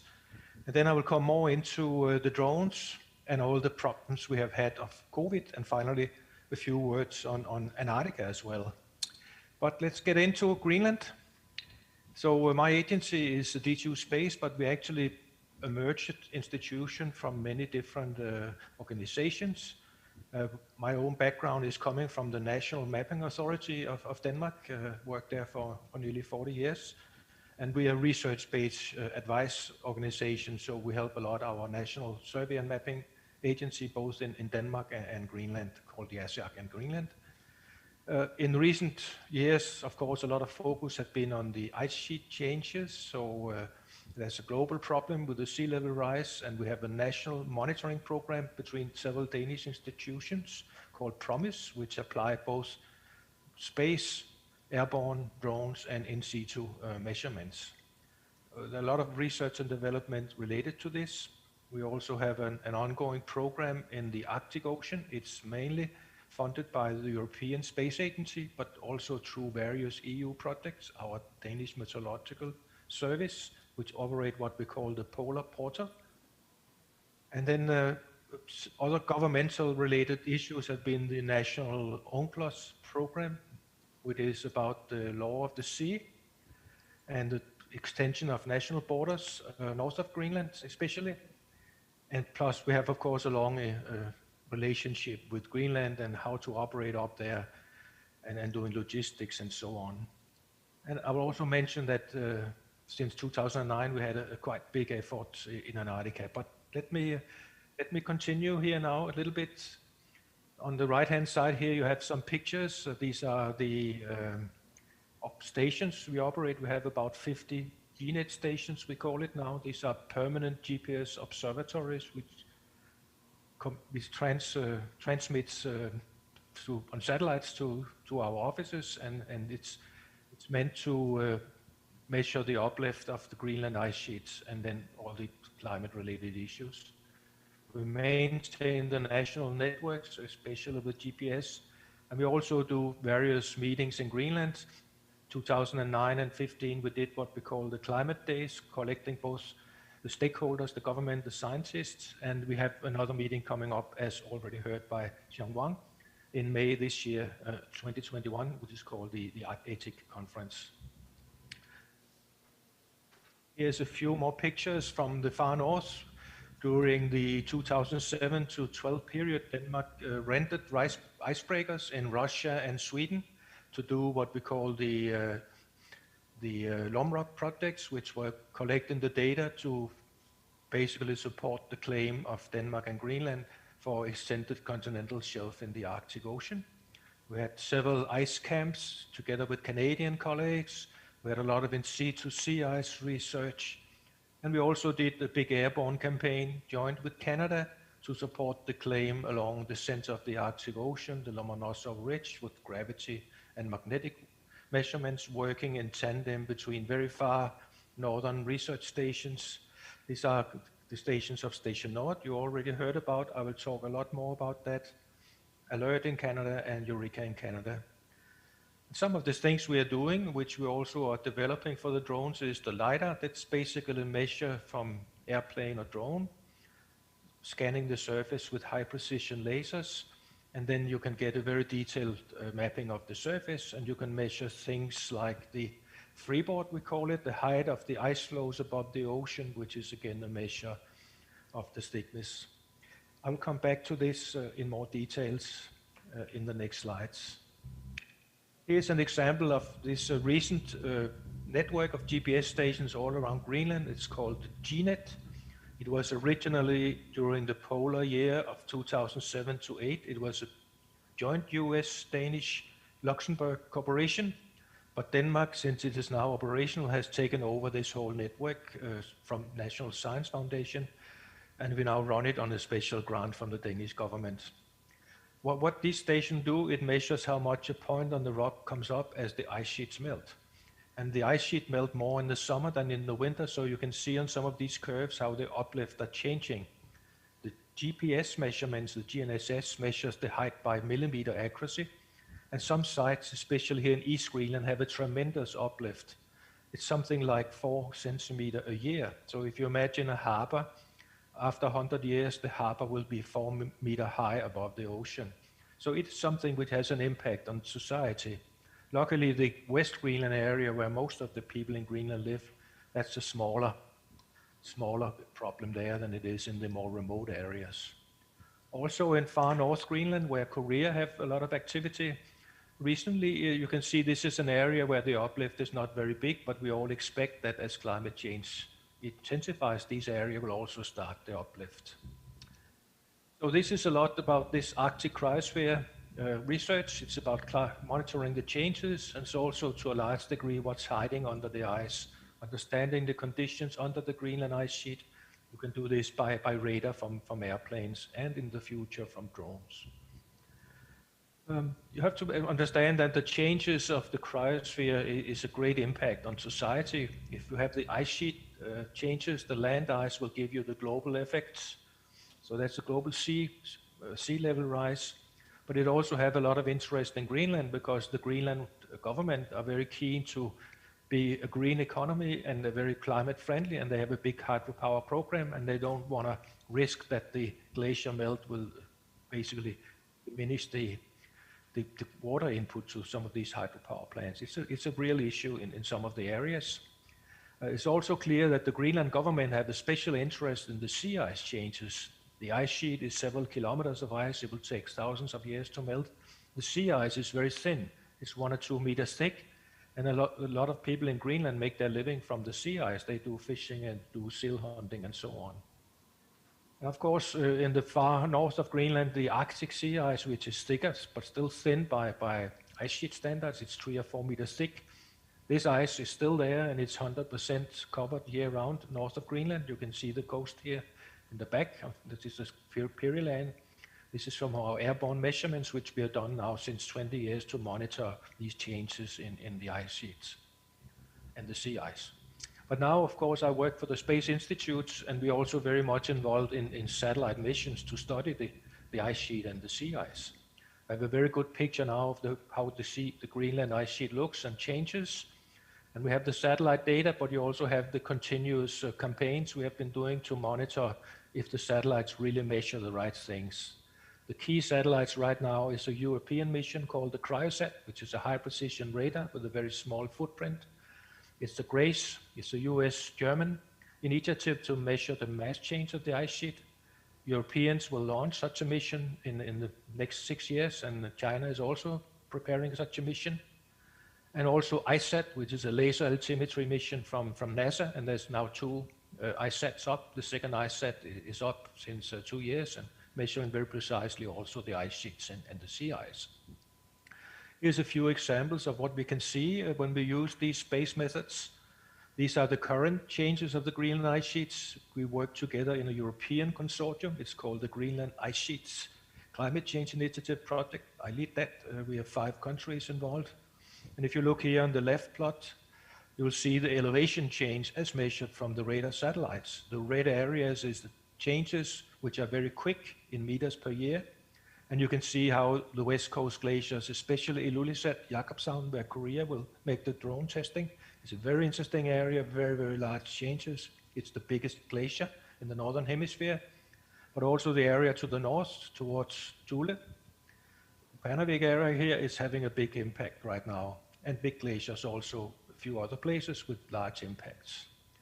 The satellites can also measure how much the ice flows. It's through a method called science aerometry, and we see very interesting pictures again. The big glaciers losing the height and the mass are also the glaciers where the ice sheet motion is very quick. Here's Jakobshavn, some of the big glaciers in Umanak, Upernavik area, and also this very surprising feature in the interior, which is called the Northeast Greenland ice sheet. It has a strange rapid moving area all the way to the center of the ice sheet. It's not known why we have this. There's speculation it's related to volcanic features under the ice and hotspots. And this is still a virgin area waiting for a lot of research, which we're discussing with various colleagues from the UK and the US. But there's been a great advance in the satellite measurements, and it's really fantastic what you can do from the space right now. I'll give you some examples here how the Greenland ice sheet have changed. When we look back on the early radar measurements in '92 and look up on 5-year steps, you can see how the glaciers become more and more colored, so they are quicker and quicker losing their mass up here. You can also see in this type of measurement, which is the mass change of the Greenland ice sheet, it is going down and down. The unit is in gigaton per year, and 1 gigaton of ice is an ice cube, 1 kilometer each side. It's going quick. Suddenly it stops a little bit in the 2013 to 18 periods, and this is related to changes in local climate. There were some cold winters in the 15, 16, 17 winters, but you also have some record summers shown in yellow, where you suddenly have a lot of melt. The record summer of notice was 2012, when the main airport in Kangerlussuaq suddenly was split in 2. The bridge was taken by the river, and people had to go by helicopter from one side of the airport to the other side. It's repaired now. And again, 2019, we had a record mass loss again. So you get a good overall picture from the space. You can also get these measurements of the ice sheet. Here is a picture from Ilulissat.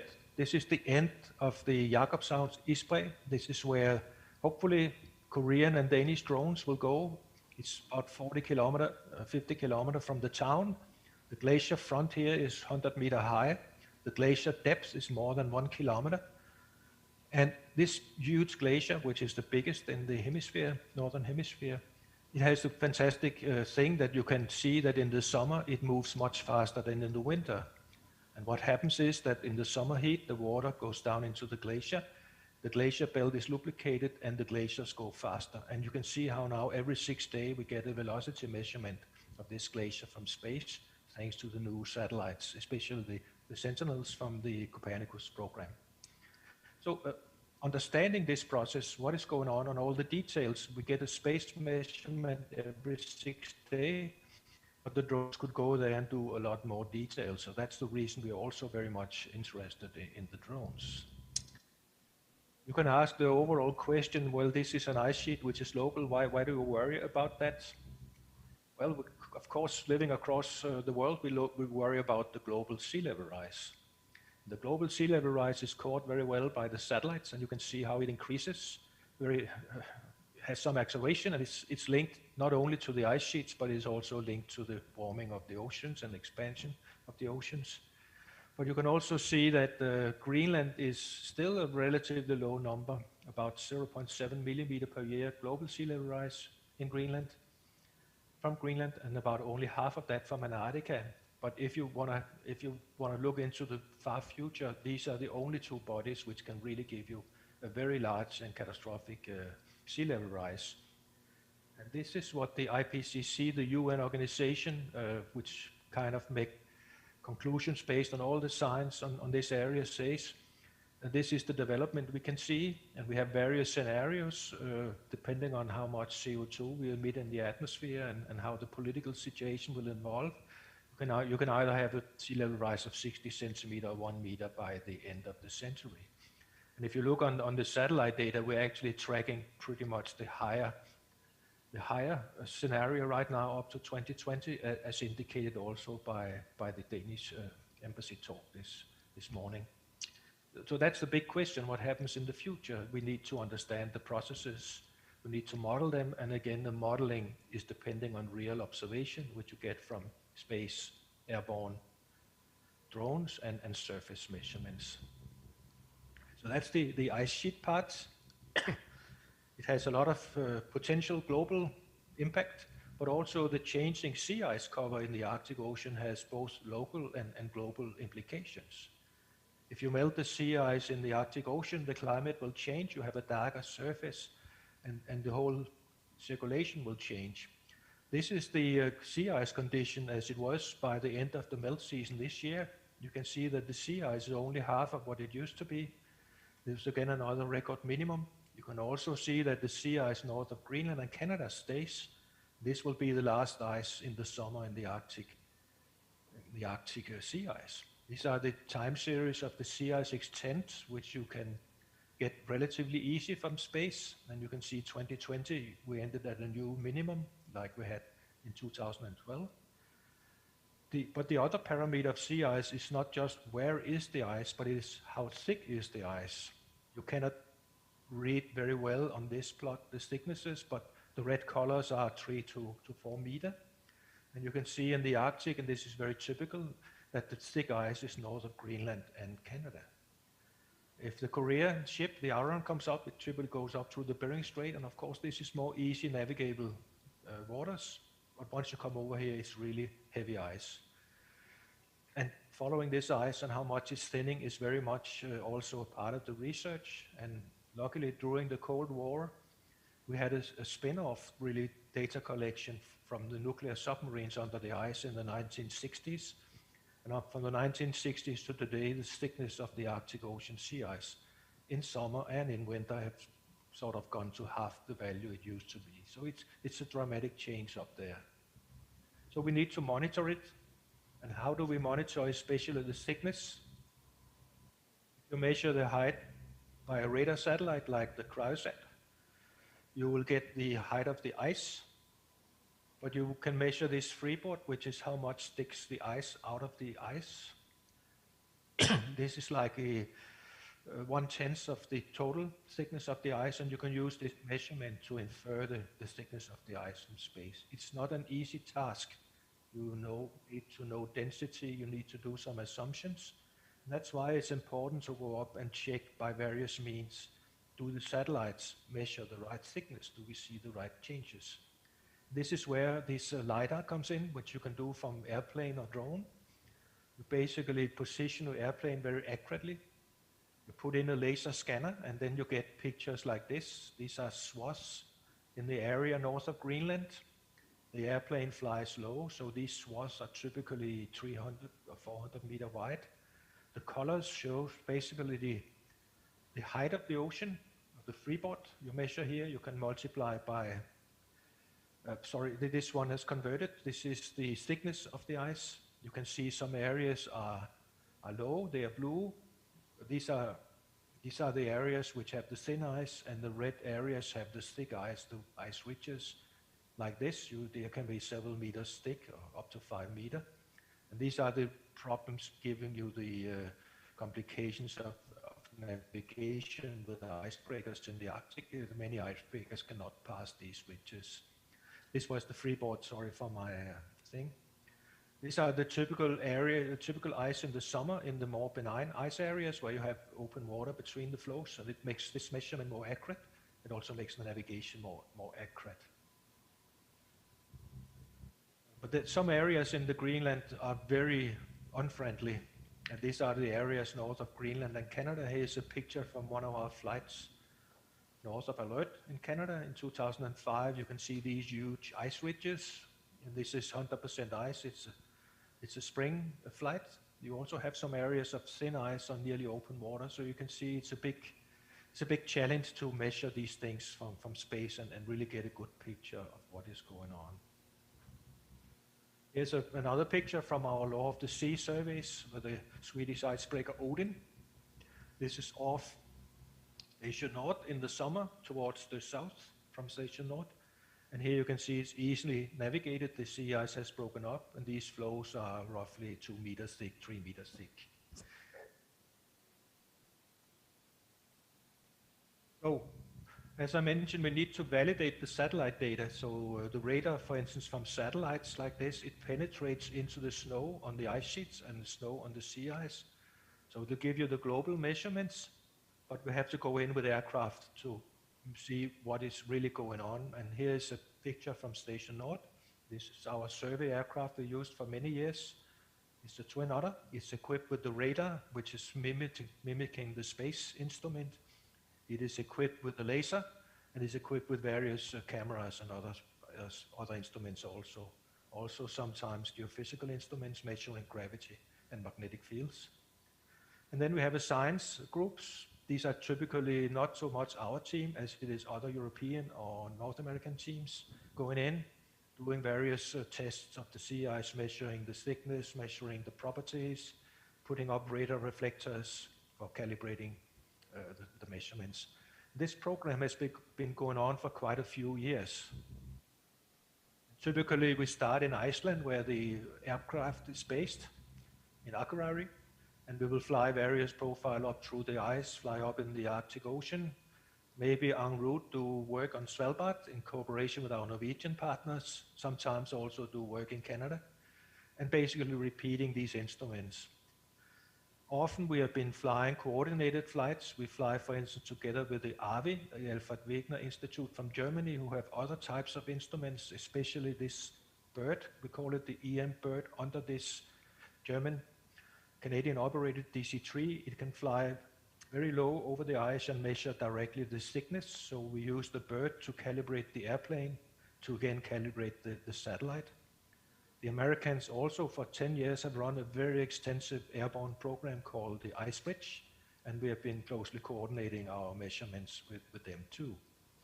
Here's a picture of some of our people in the airplane and the instruments. And a few pictures from the field to give you a sense of what it's all about. Many of the campaigns we have done have been coordinated. We have Canadian partners working out of Canada often. Alert is a very good location right on the shores of the Arctic Oceans. It's the northernmost inhabited place, military station in the world. There's a lot of logistics involved, how to get fuel, how to get everything you need for all your things. And of course also wildlife. The wolves are coming from Canada to Greenland now, more and more frequent. When we operate up there, we tend always to fly the same lines now and then, and there's especially a line north of Greenland from Station North towards the north tip of Greenland, a couple of 100 kilometers out. We've flown that repeatedly since 2001, In 1998, we had a first measurement with a simpler instrument. And you can look on this curve, which shows you the sea ice freeboard, how the curve over the years from 1998 to 2016 is the last one on this plot, but we've been up there in 18 also. It gets thinner and thinner, freeboard get less and less. These measurements are typically done in the winter, and winter operations in this area means flying at temperatures of -30 or -40 in some cases. And we got a lot of lessons learned over the years of how to operate stuff in airplanes at very cold temperatures. You get all kind of surprises, computers freeze up at night, and who knows what to do these measurements. And here come now the drone element of my talk. We really would like to see the drones do some of this work, and that's why we are very happy with the cooperation with CARI and this Korean project coming up.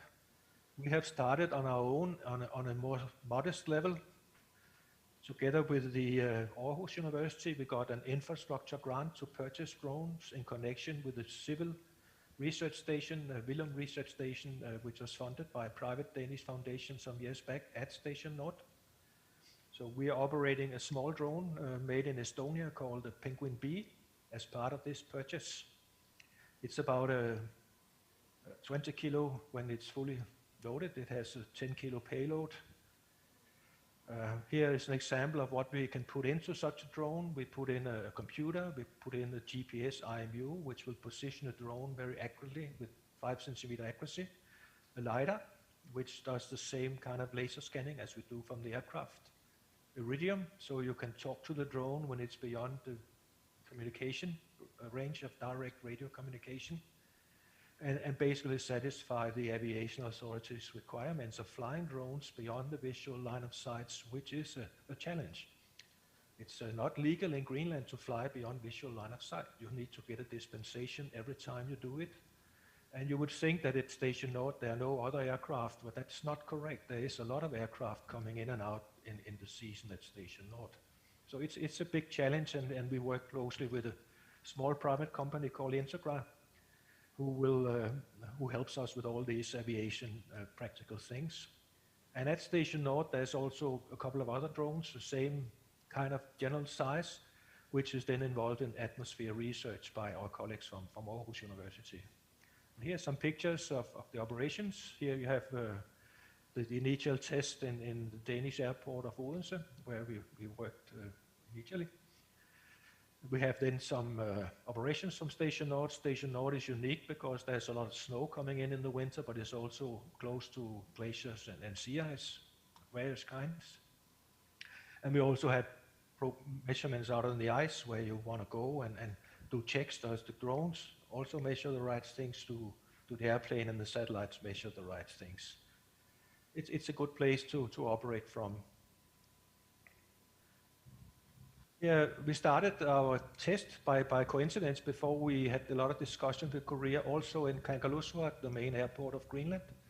And we started the Penguin when it was delivered from the factory already in October 2017.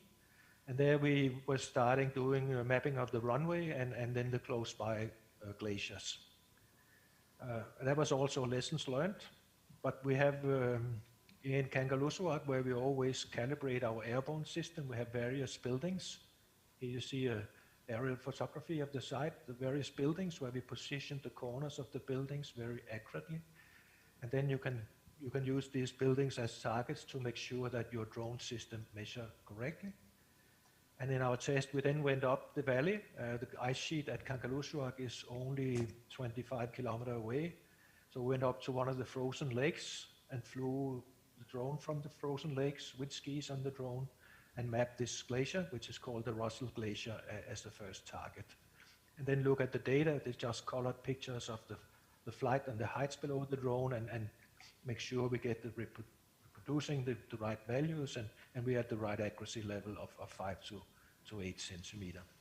Here's the drone up at the lake near the airport. It's amazing, since this is the main airport of Greenland, there's a lot of air traffic. It's amazing that we got permission, but that was really no big deal.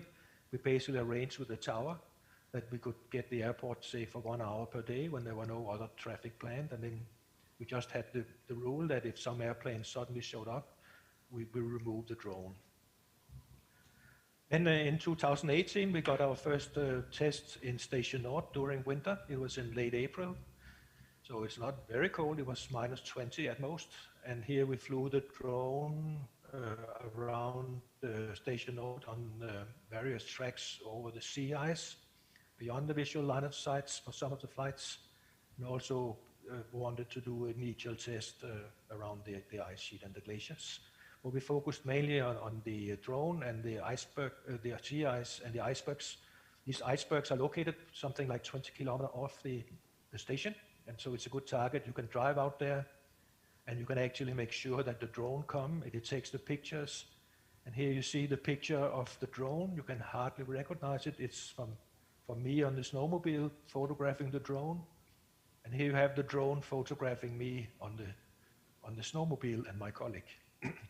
So this is a good test area. And I'm also happy to see that the CARI folks will also plan to use this area. It has a nice runway and some nice facilities, and it's relatively easy to get the dispensation.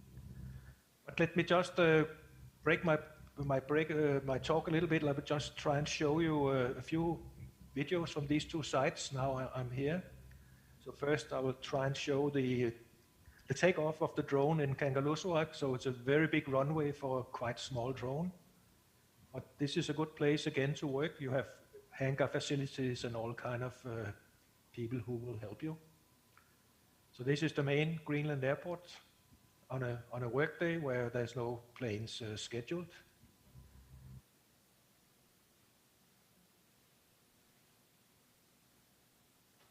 I'll go to Station North now. Station North is challenging. It's winter, and there are some days when you go down to the runway, you can see this is not a good day for drone flights. But this will give you a feeling for how it looks up there in the spring. Lots of snow around the station. This is actually a year with less snow than usual. And then you have the horizon with no big mountains, which the drone can crash into, and you can go there, go everywhere on the snowmobile. But you do have, of course, eventually the drone will fly in good weather. Here you can see our drone flying over the icebergs. And there were lessons learned. As I said, one of the lessons we learned at Station North, let me just get back to my PowerPoint. One of the lessons learned is that the drone can fly at -20, but the control station, which you have next to the runway when it takes off, it couldn't fly at -20. It just the control station was never designed from the factory, and even although we got all the heaters from the station, there was a lower temperature limit when it was practical to fly, which was around -20. So that means we have to look at our equipment to get to -30, which is the usual winter temperature. This is the outline of Station North taken from a small camera drone. Here we have the new Willum research station coming from the Willum grant. It's a Danish company making windows. Here's the military station. It's a staff of 5 and now 6 in season, which maintains the station. And here we have the runway and the hangar, not a hangar, but there's a garage where you can put in your drone. And the runway is down here in front. And in the back, there's the Arctic Ocean, but you can only see a flat surface. You cannot get the details here, lots of snow. This gave us a lot of complications getting there due to COVID-19.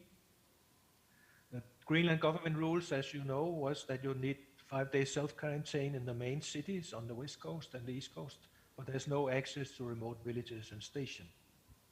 I would say, though, that it is possible to get dispensation in empty regions, and we did have projects this summer coming. In Greenland, we had maintenance of the GNet stations, and we had basic mapping and gravity, which went okay this year. Station North is the main gateway to North Greenland. I'm sure that the COBRI folks are well aware of this now, and the connections come from Svalbard by charter flight or from Denmark with military C-130. And it was completely closed during 2020. There was nothing up there. We got permission to land in the summer, only refueling, not staying, but the weather was too bad, so my colleagues didn't make it. Our old program with the long-range drone flights from Station Nord was cancelled in 2019 for another reason, which was also very silly, but it was Svalbard is outside Schengen and Greenland is inside Schengen, and suddenly somebody found out after some Chinese showed up in Station Nord without the right permissions that this was an illegal flight. The Schengen rules says you have to land in an authorized airport, and Station Nord is not an authorized airport. So nobody could go to Station Nord, to the Willem station in 2019. It took a lot of political pressure to get it opened and get a dispensation there, and now in 2020 we couldn't go again due to COVID-19 for the drone flights.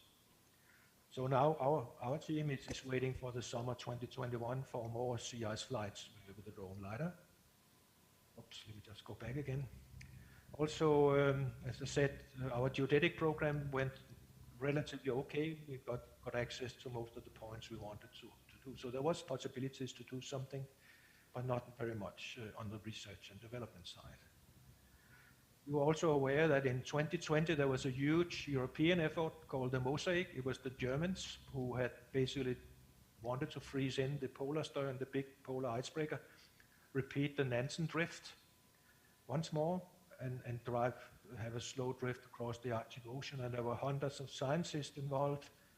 There were airplanes going to land up there, including our own laser radar airplane was going to go up to polar stern. And of course, it was a big mess with COVID-19. People could not get up there, and then you couldn't get in, and we couldn't get up with the airplane either. Also, the ice moved very quickly, so the polar stern actually came out very quick from the ice and had to go up again. But a lot of lessons were learned by the various scientists up there, and there won't be a follow-up polar stern program, but there'll be a lot of follow-up sea ice projects upcoming. And we have ourselves a rather big program with ESA, European Space Agency, called the CryoVex 2021, which was a joint program with Canada. It was going to run out of Station Nord, Eureka, with a lot of flights also from Svalbard. And this campaign has basically been postponed. It was designed to make sure that ISAT-2 and CryoSat would work properly together, but it was postponed to 2022, mainly because of problems in Canada. We are planning a small campaign in April 21, which will be only Station Nord, but there will just be a starter. We will see how it goes. I'm maybe not too optimistic, but we are slowly putting in plans to open Station Nord, and also the Willem people are planning operations starting this fall. Let's hope that the COVID-19 eases up. In the end of all these things going on, I would like to add there's 2 ice sheets in the world. When you work with the satellites, you get the Antarctica for free. So we have also been very heavily involved since 2009 in Antarctica. And the reason was we basically got some funding from the US side. Denmark don't have an Antarctic program yet, but we got funding to start in Antarctica doing some of the geophysical mapping, which was done very similar in the Arctic with the UNCLOS project. So we were going to Antarctica with no program, on a very short notice, starting a cooperation with Argentina, later expanding it to United Kingdom and Norway especially also.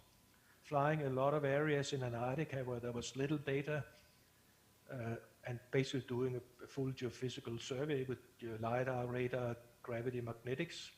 And especially we operated out of Troll in Dronning Maudland.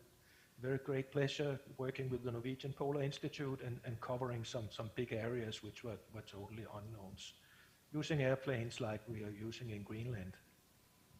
So I'm myself chairman of the Danish SCAR Antarctic Science Committee, and we thought it was a great opportunity to come down and work in Antarctica, also because the Antarctica ice sheet, of course, is a potentially even bigger problem for the global sea level rise than Greenland is.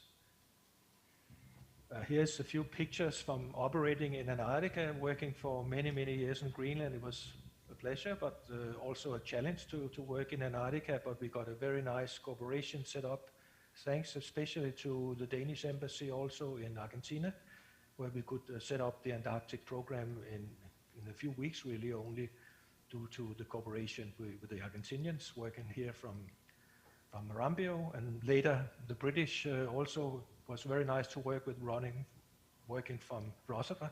And here we used the DC-3, the same aircraft which we had used in the Arctic Ocean.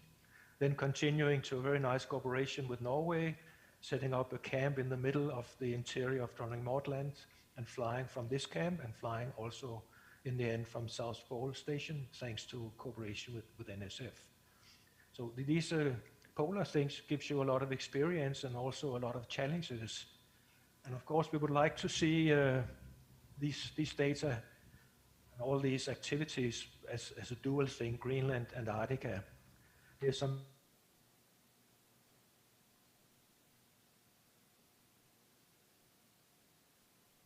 discovering huge valleys, more than 4 kilometers deep, which was totally unknown, and looking at all kind of features. And this kind of science we also would like to do in Greenland, and that's some of the things here you could also do by drones. We also continue our satellite validation in 2017 and 18 in Antarctica on an ESA project, again working especially along the Antarctic Peninsula area to check the Cryosat satellite and Eltica and new satellites there. But why I'm showing Antarctica is also because of the link to Korea. There's a lot of work in Antarctica. We studied the ice sheets from the space. But one of the big problems when you have the velocity measurements and you want to do the Antarctic ice sheet changes from SAR interferometry from space is that there are large areas of Antarctica where you don't know the glacier thickness. Even though we have mapped and helped map a lot of the interior, there's still all these zones which are shown in pink. They really don't have enough data that you can constrain how much ice is flowing out into the ocean and how will the mass change of Antarctica change. And together with Norway, Norwegian Polar Institute and the British Antarctic Survey and various groups in the US and Germany and Australia, we're planning really and hoping to get an international consortium to go around the Antarctic ice sheet perimeter and basically in a few years collect all these data which are missing. We call the initiative the Rings, and there's been a good reception already at various levels, and Korea of course plays a key role in this as well. And such an effort to map these areas in quite difficult logistic regions where it's not like Greenland, you can go anywhere, you really have to do a lot of logistics. Here the drones and the aircraft should go hand in hand and collect the missing data. And I really invite also that Korea joins this initiative. Unfortunately, our big meeting planned in Hobart this year for the SCAR was cancelled, so we're still a little bit only in the planning stage. But with this said, I will just end my talk now. Sorry for going a little bit over time, but I think it's a good opportunity that we do have key cryosphere climate changes in Greenland and the Arctic Ocean and Antarctica, and we have a lot of commonalities between Korean agendas and Danish agendas, and the drones are a particularly interesting cooperation area. We see that Greenland ice sheet is losing about 260 gigaton per year. We'd like to follow it in the future. We see that the sea ice thickness and is changing rapidly. The satellites and the drones together will be key to really monitor these changes and understand all the processes. Okay, that's all I want to say. So thanks for your attention.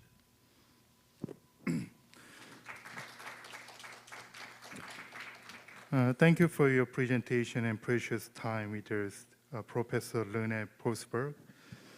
So far, we have heard the voice of a field scientist involved in the drone and UAV-based research. And next, from now on, we are going to hear the voice from field scientists involved in the research vessel-based research. First,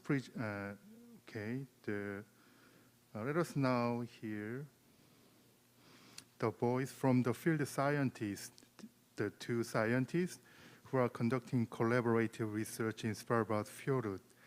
The next speaker, Professor Matthias Povik of the Arctic University of Norway, and Dr. Seung-il Lam have long partnership in research vessel Helmet Hansen-based research in Svalbard fjord. Professor Povik is a renowned geoscientist representing Arctic University of Tromsø. It's called the UIT in Norway. Firstly, he is going to touch on Korea and Norway scientific collaboration with a focus of COPRI and UIT research cooperation. Professor Povik, please, from now on, the floor is now yours. Thank you. Thank you very much, Mr. Chairman. Good afternoon. Can you hear me and can you see my slides or my presentation? Since nobody shouts now, no, I assume that you can hear me and that you can see my slides. Yeah, oh, good, looks good, thank you. Yeah, I would like to say a few words about scientific collaboration between Korea and Norway, focusing on marine geosciences. As I was introduced, my name is Matthias Forvik. I am a professor of marine geology and I am the head of department at the Department of Geosciences at UIT, the Arctic University of Norway. I was thinking that I could first tell you a bit about our university, about research infrastructure that we have at our university and how we collect data, and then summarize some collaboration activities that we had, before Dr. Nam will talk more about scientific results that we have generated during our collaboration. So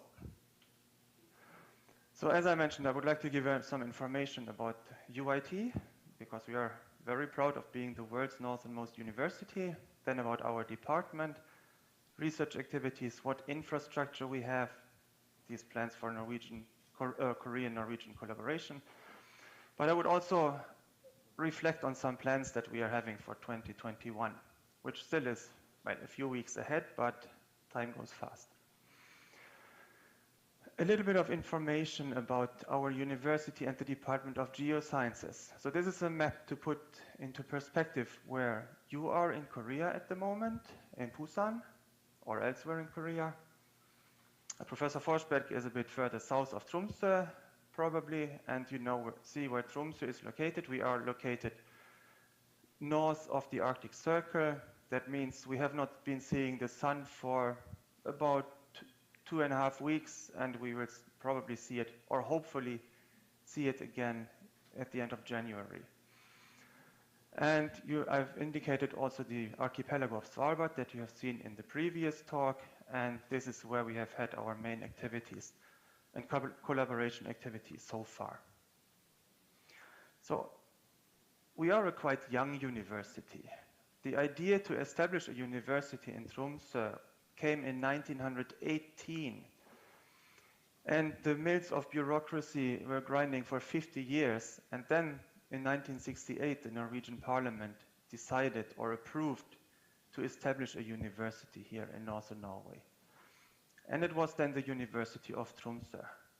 The first students arrived in 1972, and since 2009 the university has gone through multiple mergers with university colleges in northern Norway, and we are now, as you can see here on the map to the right, I'm not sure if you can see this or the pointer, otherwise I can maybe use this laser pointer here. These are the places where UIT is represented.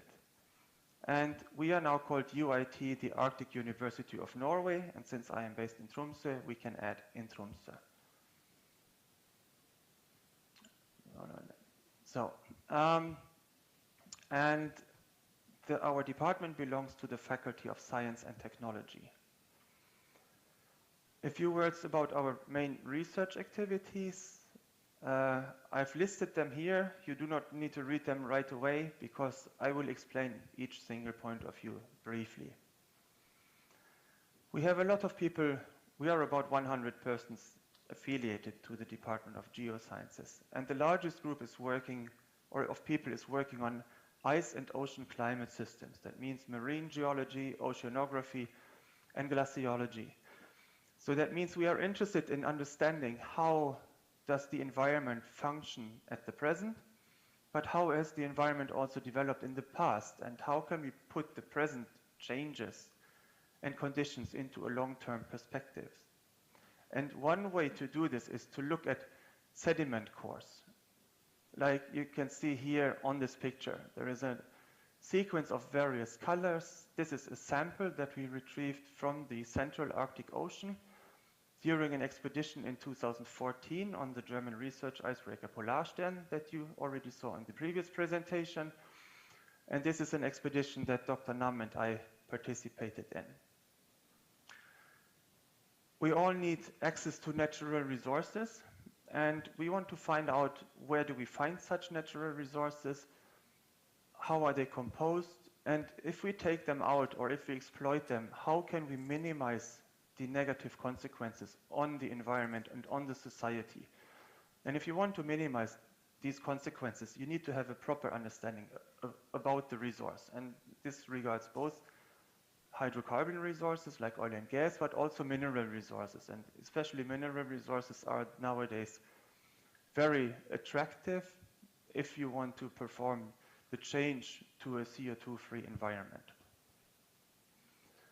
We have people working on so-called the dynamics of the lithosphere. That means how do rocks deform, how do mountain chains form.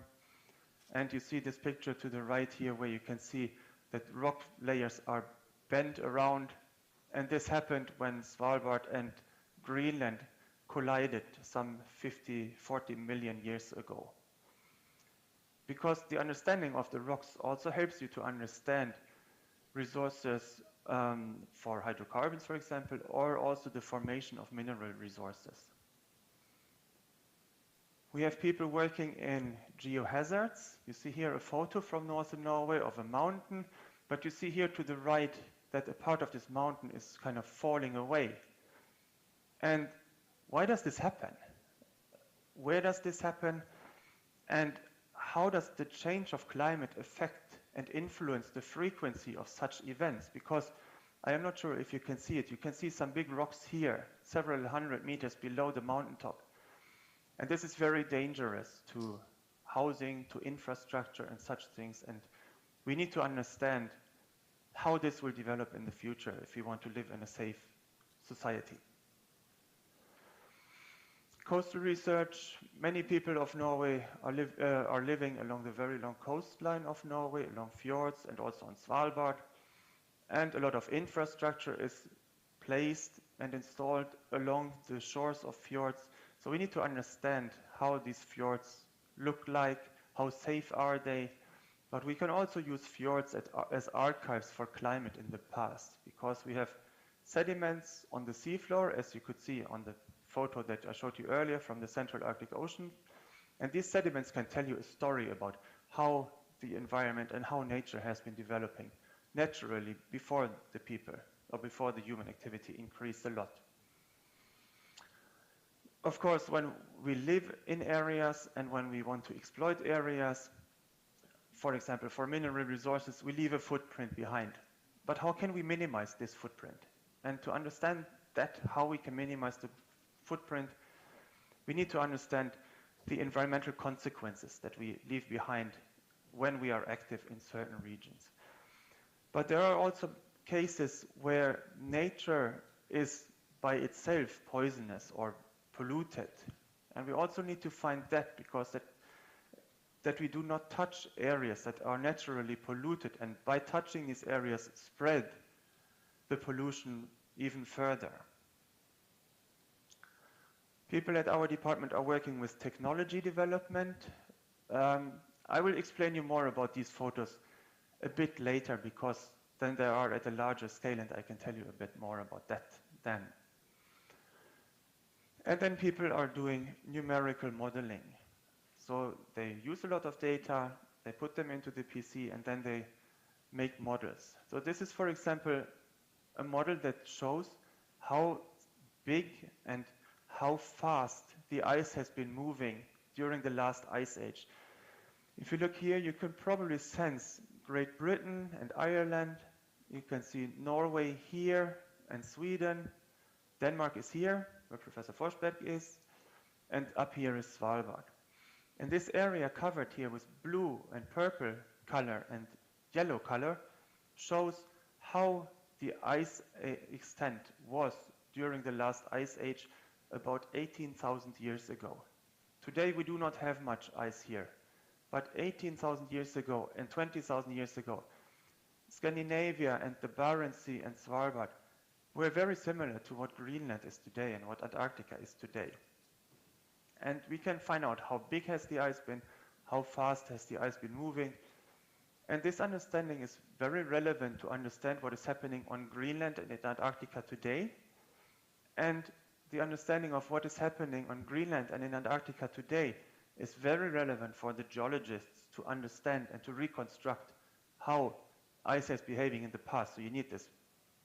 There is a close connection between these ways of science. So coming back to marine geosciences, what kind of infrastructure can we use and what infrastructure do we have accessible? We are very, very fortunate at UIT and in Norway to have access to research vessels because these are the backbone for marine research.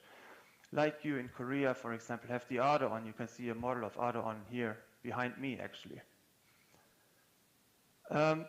Norway recently took a new icebreaker into operation. It is called Kronprins Haakon, the Crown Prince Haakon. And you may probably see three logos here in the front of the vessel. The first one is UIT, the Arctic University of Norway, the Institute of Marine Research, where Dr. Kirici, who will talk after us, is located, and the Norwegian Polar Institute that has been mentioned in the previous talk. So there are three owners together coordinating the use and the operation of the ship. At UIT, we are extremely fortunate having our own research vessel called Helmer Hansen. This is a unique and fantastic research and education platform in the world. We bring our students to the ship. Students learn how to carry out marine geoscientific cruises. They get involved in data collection that are used for science. And they get this really hands-on experience on being on the ship. When the ship is sailing, we operate 24 hours per day, 7 days a week, in all kinds of weather and everything. So this is something that UIT and Norway can be really proud of, to have such an infrastructure available to the research community and also to the education system. So when we are on the ship, how do we collect the data then? This is a simple example from the research vessel Helmer Hansen, and we have different forms of data that we can collect or different methods. We use so-called acoustic methods. That means we use sound, like a loudspeaker or when you are talking. You have sound waves that are going out of your mouth, and we can send sound waves from the ship into the water column. And then we can also take samples from the seafloor. We can recover the sediments that you have seen earlier, and these sediments are analyzed for many different parameters, and then these sediments can tell you a story. And I want to show you these equipments or these instruments and a very few examples of them. So if we talk about the acoustic instruments, this here to the upper right or to the right, this is how the ship looks from the bottom, from underneath. And you see a lot of openings here or different colors here. And these are so-called acoustic sensors. And one is, for example, a so-called single beam echo sounder. You are probably familiar with that because every ship has that. Because when you're sailing with the ship, you want to see how deep is the water beneath the vessel. And we have to use this for navigation, but also to look at how the landscape is on the seafloor. We have another system that is called chirp penetration echo sounder. This is an acoustic signal that is stronger because that goes into the seafloor. So you see this black line here. This is the seafloor. Above this black line, you have water, and the ship is maybe somewhere up here. And then you can look into the seafloor, and you can see a number of different structures here. And depending on what you want to find out, what you want to investigate, you can use this instrument. Again, still under the ship, you can see these two yellow areas here. These are so-called ice windows, because behind this we have a very expensive instrument. This is to protect the instrument against ice. And this is a so-called multi-beam echo sounder. That means you can make landscapes, maps of the seafloor. You can see some colors here, you can see a ship, and you can see this fan of sounds going down. And then you see this black line. So this is where the ship is sailing. It's sailing first this way, then it comes this way, then it goes this way. And doing so, you put together a map, a landscape map of the seafloor. And that helps you very much to understand how it looks there, and also when you want to take samples. You have seen this figure before. This is the so-called 3D seismic system, three-dimensional seismic system. This is a very advanced infrastructure that allows you to look into the seafloor. You have just seen that you can make landscape maps of the surface of the seafloor, but you can also make such maps from below the seafloor, maybe 100 meters below the seafloor or 200 meters below the seafloor. And to do this, you can use this high-resolution, three-dimensional seismic imaging equipment. You have seen this photo as well. This is a so-called K lander. Lander means you put this instrument into the water column, it sinks to the seafloor, it stands on the seafloor maybe for a year or something like this, does a lot of measurements, and after a year you recover it, you bring it back to the ship, and then you can gather a lot of information that is not possible to get when you are just on a ship. Then we have a so-called tow cam system.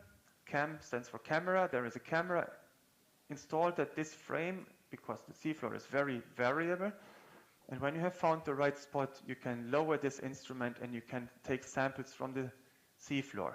Just keep this frame in mind, because this will be shown on the next photo, because that is a so-called multi-corer. That means you can take multiple cores. And a core is something that you can see here, these dark tubes. And here's a zoom up of this. And here you see this brown part. These are the sediments. This is how the seafloor looks like. And then you have the water on top of the sediments. So you can take the transition, or you can sample the transition from the water column to the seafloor. And this is, for example, something that we are doing when we are out on our joint Korean-Norwegian expeditions. We can take other instruments like a so-called box corer. As you can imagine how the name says, and as you can see here, you push a box into the seafloor, and you can get up a volume of sediment, and this is how the seafloor looks like in that area where the core was taken. Then we can also take long cores, because the box corer goes only half a meter into the sediment. But if you want to have long cores, you can probably see here there is a steel pipe, or here you can see a long steel pipe, and we push this into the seafloor. Then we pull out a plastic tube, and this is analyzed. And this is what we are doing a lot when we are on the ship, on our joint Korean-Norwegian expeditions. And then we get like something like this. When we open this plastic here, we can see something like this sometimes. And that tells us a story. And you can already see now there are different colors. And there are reasons for having these different colors. And this is what we want to learn, and this is what we want to find out to understand how the environment has been changing in the past. So when we are back from the sea, we go to the laboratory. We have different instruments there. We have a so-called X-radiograph instrument. That means we look into these plastic tubes. You can see a plastic tube here that we got from on the ship, but we do not know what is in there. So we look into it. It's like when you are going to the doctor with a broken arm. The doctor takes a radiograph of your arm, and then you can find out if it is broken, and if it is broken, how it is broken. There are some other instruments where we can do various measurements to look at the so-called physical properties. We can look at the elements, at the chemistry of instruments. We are very fortunate to have an instrument that is in a container, and we can bring this container with us wherever we want to go. We have so-called mass spectrometers, what also other institutions often have, to look at very detailed chemistry at different elements, what kind of fraction of which element do you have. We have equipment where we can take photos of very small grains or very small organisms and look at the composition, at the chemistry of these, like these so-called scanning electron microscopes. I think many of you are familiar with such instruments in Korea. What we also have is a so-called fluid inclusion lab. We have not been using this a lot in marine geosciences, but a colleague of us who is working with marine mineral resources and mineral resources in general looks at very, very, very tiny droplets of fluids or water or whatever this is, because they have a certain chemical composition, and this chemical composition can tell you something about when the material and when the rock and the mineral was formed. So towards the end, a few slides about the Korean-Norwegian collaboration on Svalbard that we have had so far. I have been very privileged to have had a 16-year, 17-year-long collaboration with scientists from Korea. It has always been very motivating, and I really appreciated also being allowed to visit Korea, to be shown around, in particular by Dr. Nam, but also by other many very nice colleagues. And I really hope that we can continue this collaboration a very long time in the future as well. So I have had the pleasure to work together with people from all these institutions that are mentioned here, but as you can see here in the upper left, primarily with people from KOPRI and from KIGAM in Daejeon. So it started before 2004, but in 2004 we had our first cruise with Dr. Kyu-Chol Yu and Dr. Chung-Jun Park. This was followed up in 2005 with some more participants, and here you see Dr. Nam 15 years ago. And then the size of the group increased. In 2016, this was the group that we had on the ship. And in 2017, we were probably even more people on the ship.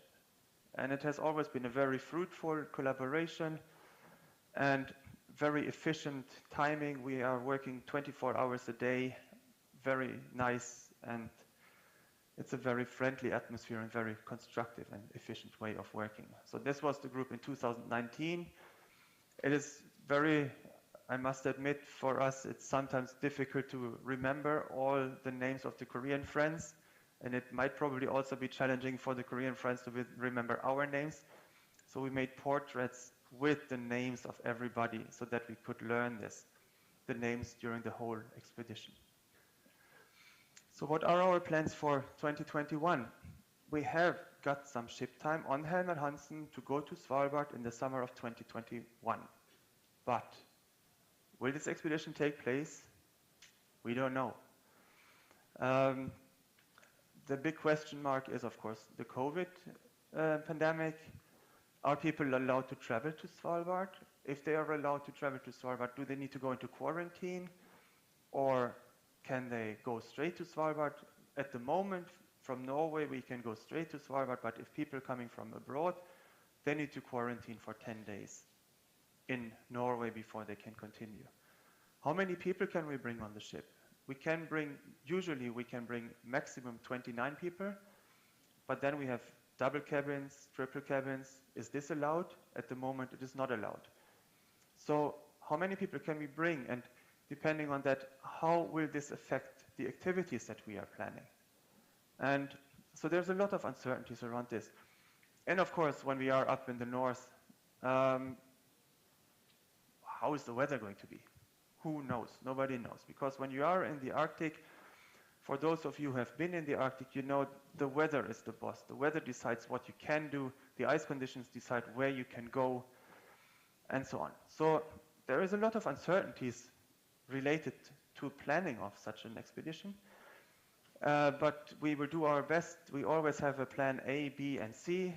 and we need to be creative and to adjust as we sail along and see how this is going to develop. And with this, I have reached the end of my presentation. I thank you very much for your attention. Kamsahamnida, and thank you.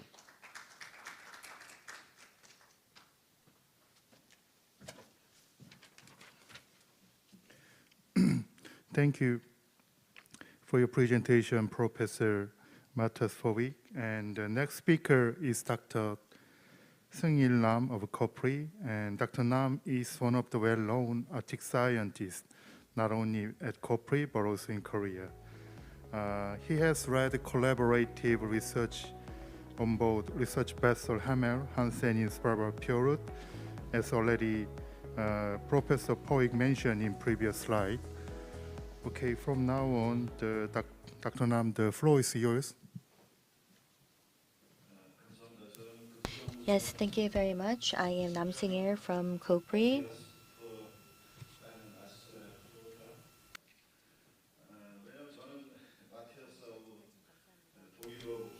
I speak in German with Professor Forwick, and we also met online yesterday.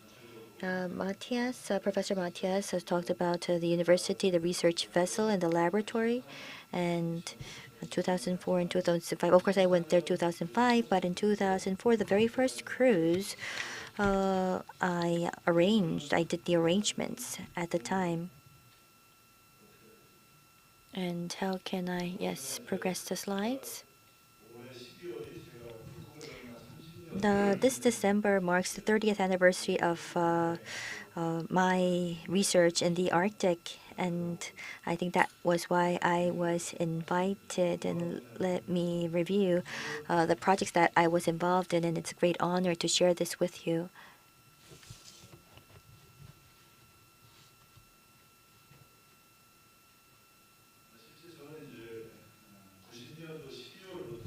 From December of 1990 at the Germany's Alfred Wegener Institute, I started my research on the Arctic.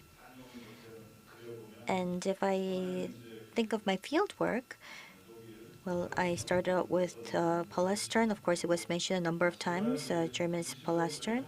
And 1997, after I acquired my degree, at that time, Korea did not have an Arctic program. Vice President Shin of KORI talked about Dr. Kang, the president of KOPRI, that was on a Chinese ship in the 1990s. And for me, in 1993, I was a part of the Pioneer expedition to northern Greenland. So that was my start. And of course, my area of expertise was northern Greenland and the Arctic Sea.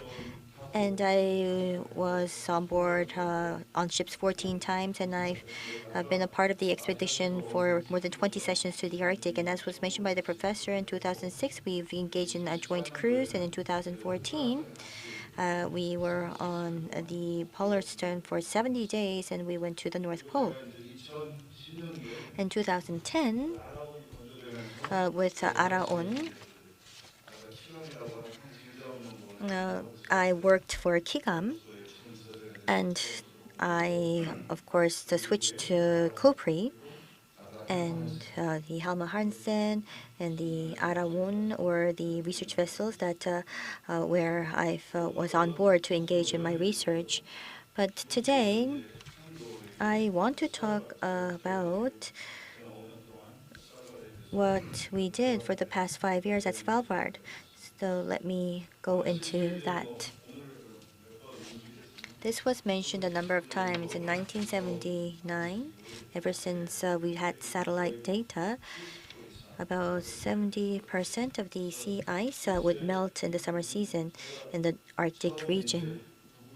When I first went to the Arctic, and if I see the trending, I was able to find that there was a decline of 2/3 of sea ice. I saw that on the field for myself, and this is Svalbard.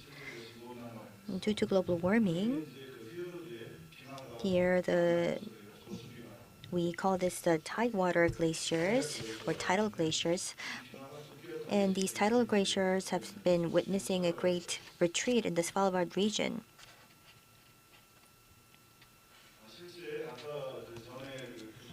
Professor Fortwick has, of course, given us this diagram, but if you look at Svalbard, it is probably the very last destination when it comes to the circulation of the overall atmosphere and the world. The warm currents of the Atlantic would be the West Pacific current and will be cooled down to sink. And then in the ocean, it would be like a conveyor belt where it's all connected. It drives the overall circulation system. I think there is something wrong with this slide, but at any rate, in the Arctic, global warming is most evident in Svalbard. And as was mentioned by the previous professor, if we just go back 20,000 years, it was covered with glaciers of 2,000-meter height. I also studied in Bremen, and we also saw glaciers there. And in the North American region, up to New York, about a 3,000-meter glacier, just like Greenland, was witnessed. So 20,000 years back and now, there was also a modeling that you saw where we can draw from this that global warming has impacted greatly the Svalbard region. Svalbard is about 2/3 of the Korean peninsula, and Spitsbergen. Here, as you can see, there are many different types of fjords, and this is, of course, due to the glacier movements. And as I have already mentioned, it's about 2/3 of the Korean peninsula in terms of size. And right now, 57% of this region is covered with glaciers or ice. And not only that, we do have these warm currents. So we have 10% of vegetation, and there is a diverse ecosystem. Dr. Yoo also gave us some images on that. So compared to any other latitudes, it has abundant ecosystem, fauna and flora. So that's Svalbard, to give you a summary of what it's like. I think I have an issue here with progressing the slides.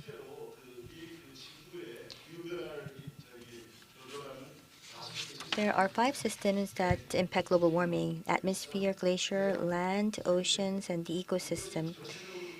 And all of these 5 factors can be seen at this very location, which is Svalbard. This is probably the only location where we can see all factors come into play. And it's not indicated here on the slides, but Svalbard, right now, we have about 2,000 inhabitants. And in the summer season, there are many tourists that would come in. So a lot of the changes are quite man-made. It's not only the natural climate change that we're seeing, but there's also man-made changes that also man-made changes are witnessed. So the sea ice is melting, and we're seeing warmer waters and currents moving into the Arctic, which leads to unprecedented waves in the region. And not only that, due to the thawing of the permafrost, there are many changes to the geology. If you get on an aircraft, and if you go down on Nonghaven, and if you go down to the city center or the downtown area, my apologies, I don't think I'm very good with the slides. At any rate, these waves, and we can see these faster velocity, and the permafrost will thaw. And the coastal areas of the Arctic will be seeing changes in topography. And Svalbard as well, for the past couple of years, there was a retreat in the coastlines. And for some areas, we've seen an expansion of the coastline because a lot of the sediments from the glaciers will go into the fjord region. This is the Longyearbyen airport, and if you start from the airport, there is the downtown region. You see the coal ports, and many of the areas are witnessing topographical changes and geomorphological changes.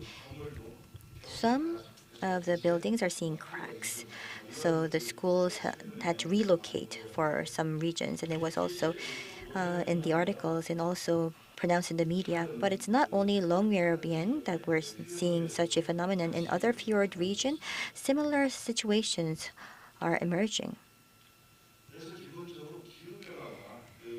Basically, global warming is of course impacting the entire Arctic region, but among the locations in the Arctic, Svarben sea ice is melting in the Svalbard region, and the land glaciers are also melting, and the permafrost is thawing. As a result, the coastal erosion is being accelerated, and it's the same case for Joseon Beach Hotel. It was 1987 when I actually stayed at the beach hotel, but at the time there was nothing. It was just sand dunes and some kiosks, and that was basically it. However, due to the greed of humanity, we're seeing this. Outside, the sand you see here isn't real sand of Busan. They found it somewhere and they transported the sand here to the beaches. But these changes are something that we can see in the Arctic due to man-made activities. Changes in the coastlines, once again, have to do with human activities as well as ports and infrastructure. This all impacts the coasts. There is a feedback loop, which of course feeds back into climate change, accelerating global warming. Therefore, in Svalbard, this is a phenomenon or a feedback that we can see for sure. It's quite evident.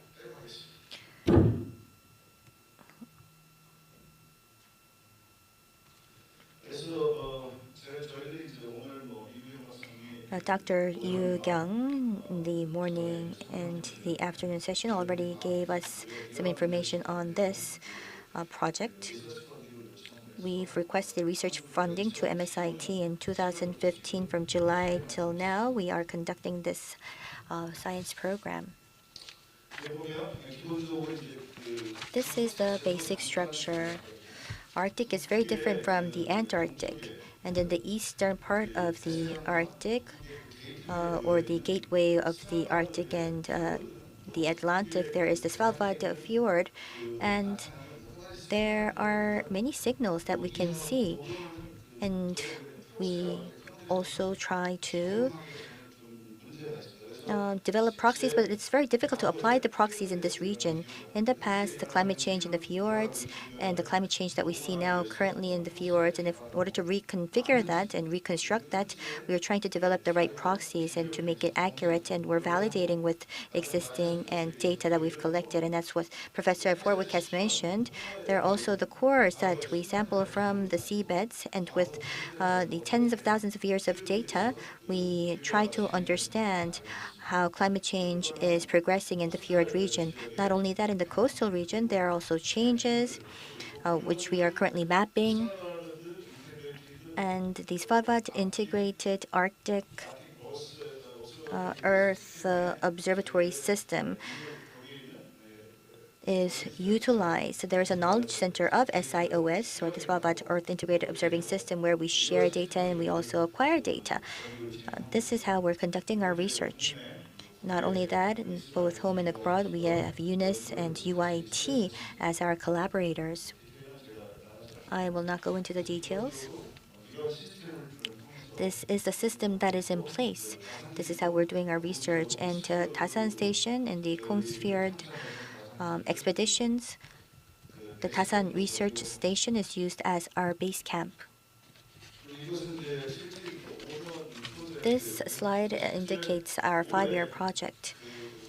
This year, in June, we were to conclude period 1, but due to COVID-19, we weren't able to engage in the planned expedition. So MSIT and the NRF has deferred this till year end.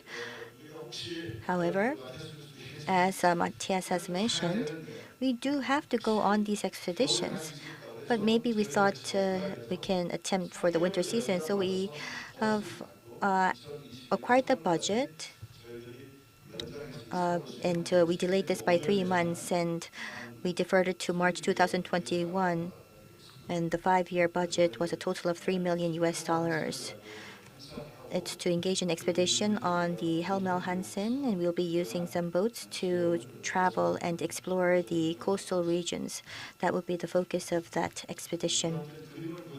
I have a couple of images. Professor Matthias has also mentioned this in 2016 and 17 and 2019. The 2010 UIT research vessel Helmel Hansen was utilized, and in 2016, Poland and Norway, we engaged in a joint cruise with Poland and Norway. This line, Matthias talked about this on the multi-beam, the acoustic equipment that was used. For the past 3 sessions, these were the expedition lines. It's purple, and purple areas are the deep waters, the deeper waters, and then we have the shallow waters. This is the Longyearbyen, and the East fjords are very deep, about 350 meters in depth. The depths all different, and the Jud Fjord very shallow here, and the Vide Fjord, and this is Vanmien, and this is Hornsund.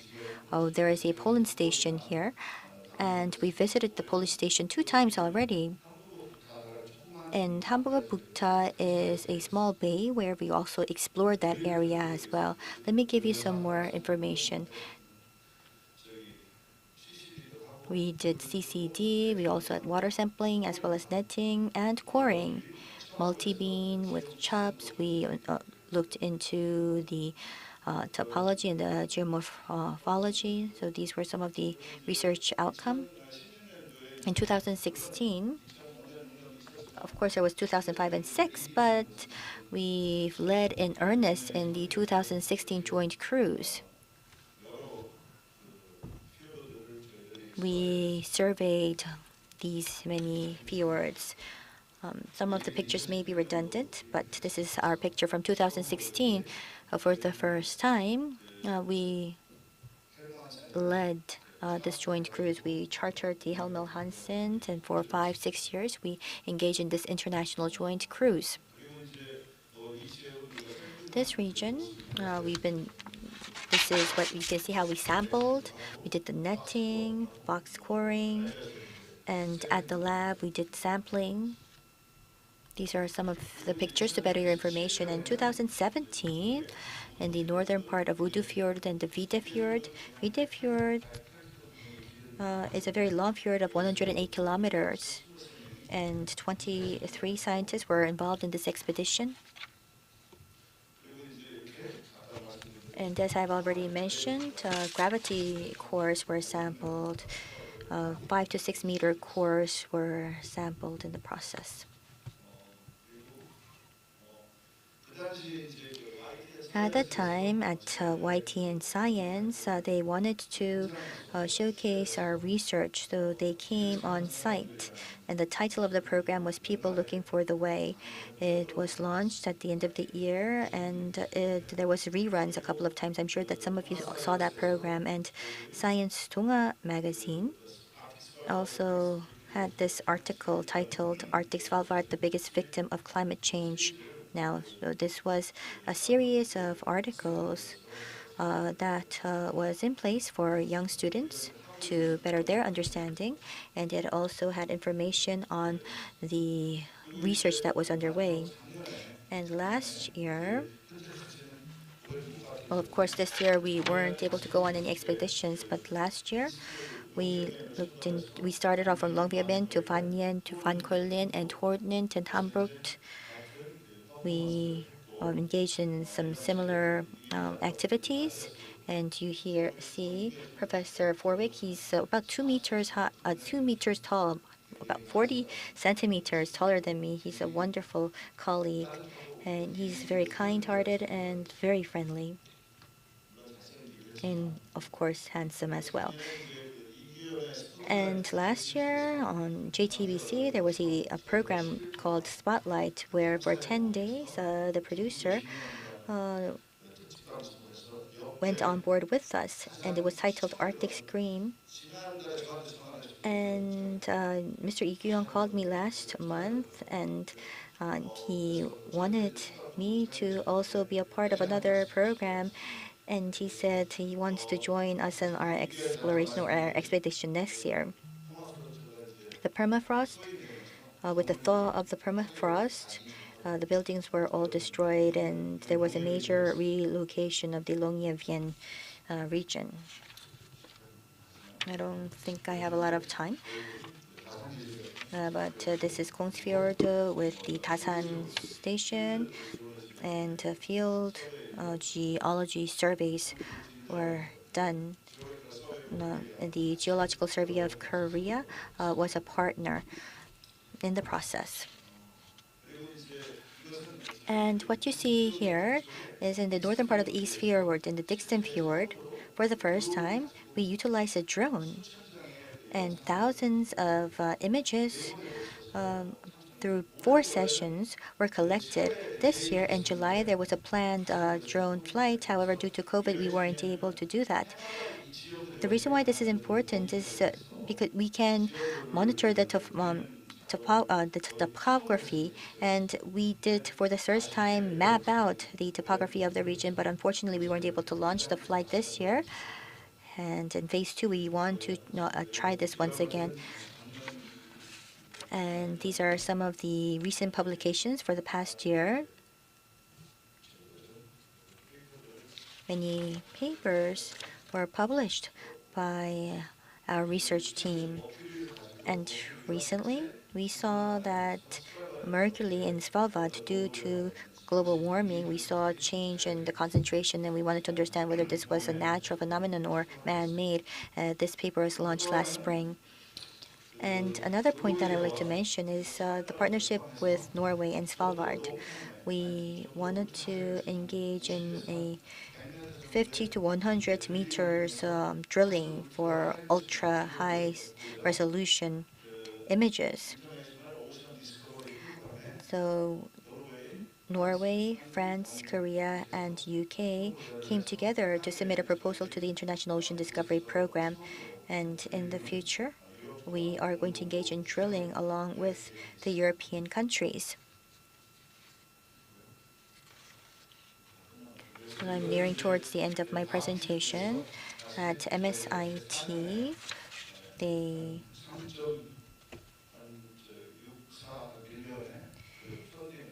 offered a funding of 3.64 million starting from April and the following 4 years. Norway and Korea's collaboration, I think, can continue on with such financing. And to do that, next year, as Professor Matthews has already mentioned, due to COVID, I don't know what the situation is like, but yesterday we were on a online call, but in mid-July or in the end of July, that's the target date for the expedition, but it really depends on the resurgence of COVID. And what we want to do here, this is the warmer areas, and these are the areas, the cold areas that are impacted by the Arctic region. So we're targeting these 2 sites for July. And last but not least, this is the system that we have, but in phase 2, we are going to do some modeling to forecast the future. So we are going to strengthen the modeling arm of the project, and we have NPI and Stockholm University and the Norway's Geological Survey, NGU, that will also be involved as collaborators. And this is my last slide.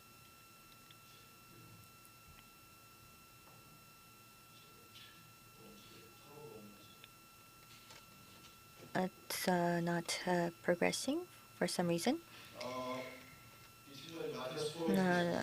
we see Professor Matthias Vorwig from Tromsø University in the lake and land geological area. We have Andres Schumacher, Professor Andres Schumacher from Denmark. And we have my colleague that acquired a degree together with Dr. Johan Kidnes.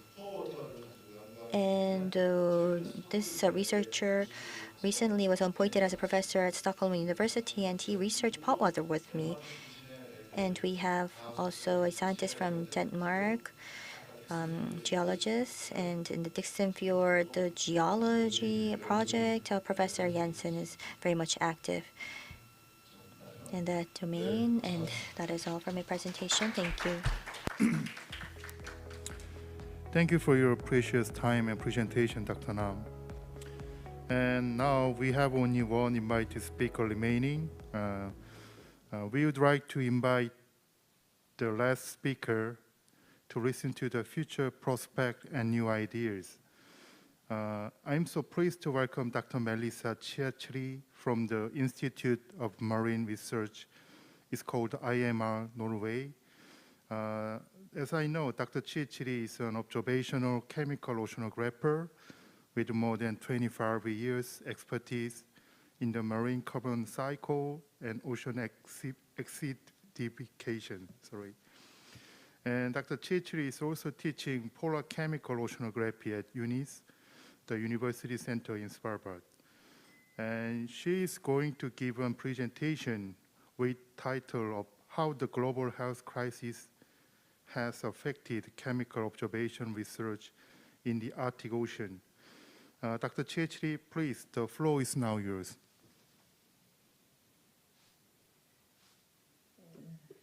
Thank you very much. Can you hear me? Yes, we can hear you. Yes, and then I will try to share my screen. And,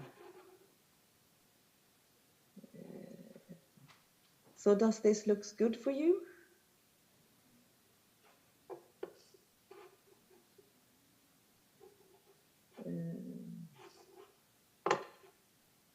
Wait. Okay. So I assume everything is fine. So my name is Melissa Kennan. Many thanks for the very nice introduction, as well as inviting me to give this talk. It's late in the day for you. It's quite early here, but I will try to guide you through and hope you find this interesting. I will mainly focus on saying something about the chemical change of the Arctic Ocean. But first, I also want to introduce something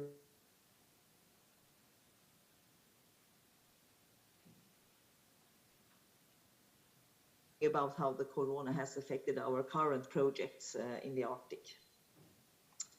As you know, the Arctic has been warming, and as you can see on the map to the right is that the Arctic is warming twice as the global average. Also, the models are projecting that this will also continue to occur. But what is perhaps more clear is that also the winter is warming. So it's not only the summer warming, but actually the winter is warming quite substantially, which also affects something on the cloud, increasing clouds in the Arctic. So that will also affect the warming. Sea ice loss, as you also know, occurs during summer, but also what we have seen is also that it decreases also in winter. So on these maps, the blue areas shows where you would see the decreased summer sea ice and also the decrease in wintry sea ice. And as you can see in the Okhotsk Sea and also in the Barents Sea, you have large areas where you would see the largest winter sea ice loss. That is also, this means also that the sea ice that will be in the Arctic are mainly on first year ice. So the thick multi-year ice will decrease, which also means that the seasonal sea ice zone, so this white area shows the summer extent in September 2012, whereas the yellow area shows how it was before in the summer. So that means that the seasonal sea ice zone actually increases, and the Barents Sea is one of these areas where we see this is the seasonal sea ice zone expands. Also means that you leave all the shelves, the shallow shelves in the Arctic open in summer. All these processes also affect the chemistry. And my latest research has been focusing on ocean acidification.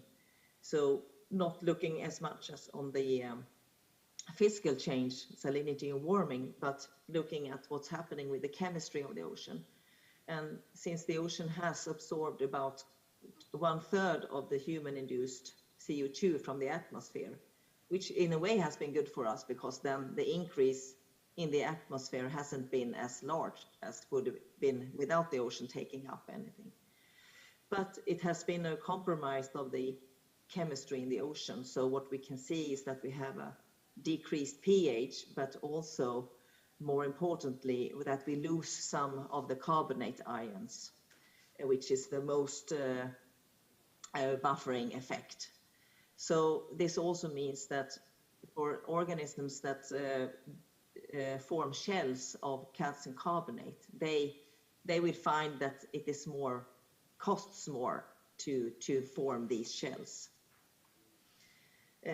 So we have done several laboratory experiments, but also seen in some other areas negative effects of ocean acidification. Of course, there are also some organisms that thrive and likes when it's more carbon dioxide, but the total we are worried about an ecosystem, negative ecosystem impact that will, of course, change how we, what the species that we are used to in a way. Polar oceans are most susceptible to climate change.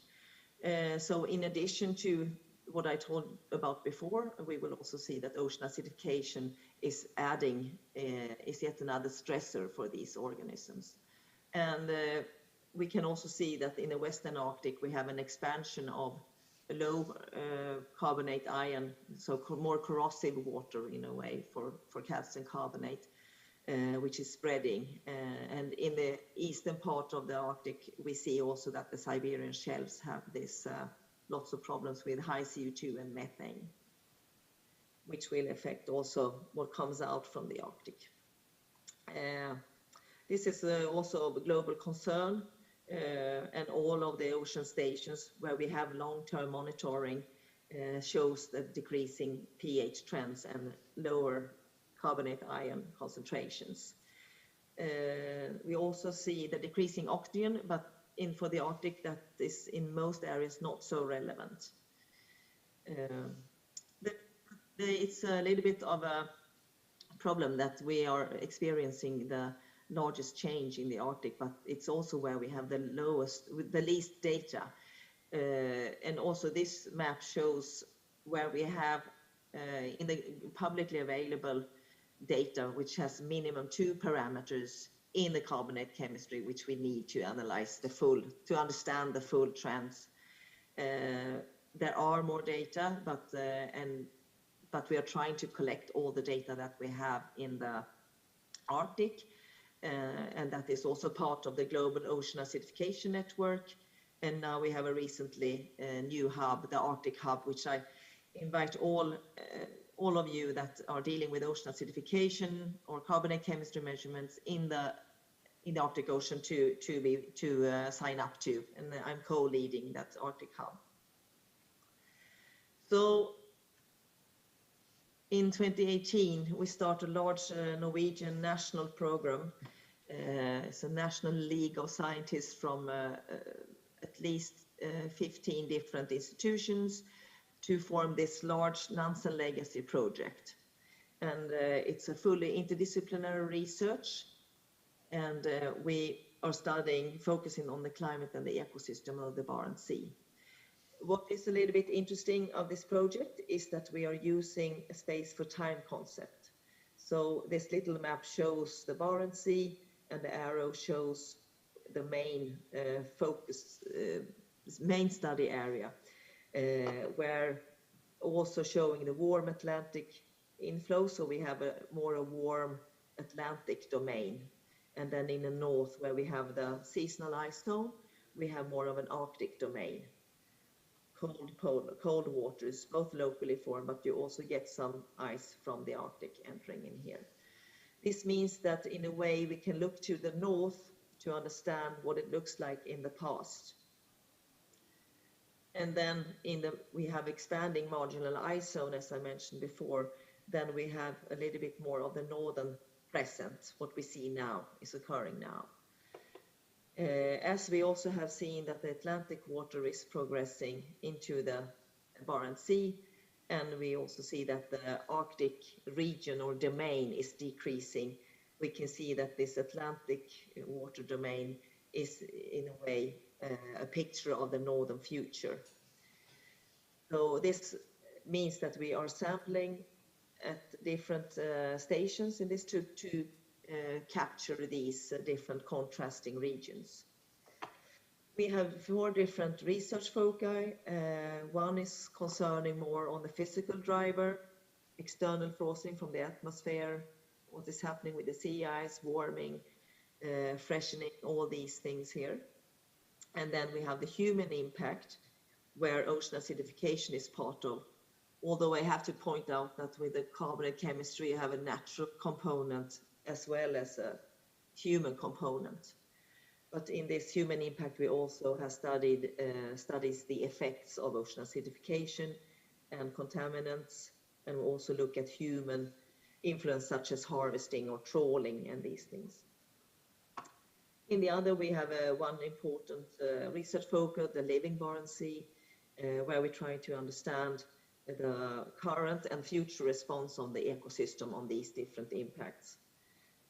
And of course, we have a modeling package that we try to resolve what has occurred and what will occur in the future to protect the ecosystem change. And then we also have biogeochemical and carbon dioxide models in there. Yes, we have had several cruises. It started in 2018 with this new icebreaker, Norwegian icebreaker, Kronprins Haakon. So before the corona hit, we actually had quite substantial amount of cruises. However, there were some, we were supposed in 2020 to have one of the focus of seasonal cruises. But we had 3 seasonal cruises that were cancelled due to the corona. They were fully cancelled or postponed to whenever it would be possible to do it. And of course, if we're doing a seasonal study, you want to cover 1 year. So that means that, and also PhDs and postdocs that will use this seasonal study with all different aspects of seasonality, they didn't get their data, and so now they got 2 to 6 months extension from the Science Council to compensate for time lost, but it's a little bit tricky for some of the PhD students that have limited time. But one good thing about the corona was that the students and all scientists could actually dig into the already collected data, and that created lots of ideas where we had different webinars, cross-disciplinary webinars, and discussing different scientific topics that we find something in the data and that we could, for example, ask the other, what have you seen, and then to stimulate new research ideas. One good thing about we were also a little bit lucky because the summer 2018 and 2019, they were very different years. So 2018 had less sea ice and 2019 had lots of sea ice, for example. So in a way, time to think and deep dive into the results instead of just planning for new cruises, which has been lots of focus the previous years. One of the negative things was that the annual meeting went digital. It was quite successful in a way, but it's of course not the same as meeting physically. But we had 3 afternoon plenary sessions, and then we have web-based workshop and discussions. But you cannot have the same social encountering and the chit-chat about science in the coffee breaks, of course. Also, the early career scientists find it also, they usually have a physical meeting before the meeting, and they were also missing the physical meeting. However, now we are fully in planning for the seasonal cruises to go in 2021, and we really hope that they will go through, but we are not fully sure of how that will be yet. We will also have an extensive Arctic Basin cruise, which I will present a little bit more later, and that will be in the Arctic August, September. And perhaps our cruises will be only having one person per cabin. But this map here shows our main research stations. There are more of these, but these are some of the main process stations. And then we will extend this going in further into the Arctic Ocean. You can see more here. This is the plan. This shows again our main stations on the Nansen Legacy. And then this shows how we want to expand this section into 2021 to go into the Nansen Basin and crossing the Gackel Ridge into the Amundsen Basin. This is planned to be part of the Synoptic Arctic Survey, and the Oden is planning to do these yellow lines, but it's not. This is just a tentative cruise track for the Oden. So we will try to do some collaboration with the Swedish icebreaker Oden as well. And this is, I guess that you are in Korea very well aware of the Synoptic Arctic Survey. And as I have understood, you have already done some of the sampling and data collection that will be part of the Synoptic Arctic Survey already this year. And it's one of the best, perhaps, ideas to think about of a coordinated research effort in these Corona times. Actually, the planning of this SAS study was before Corona, but where we have coordinated efforts to capture and to get data from the entire Arctic during 1 year. Now it will most likely be during 2 years because of the Corona, but this is one. So Norway is part of it, and we contribute with data from the Barents Sea and this Arctic Basin cruise, but also from the Fram Strait cruise.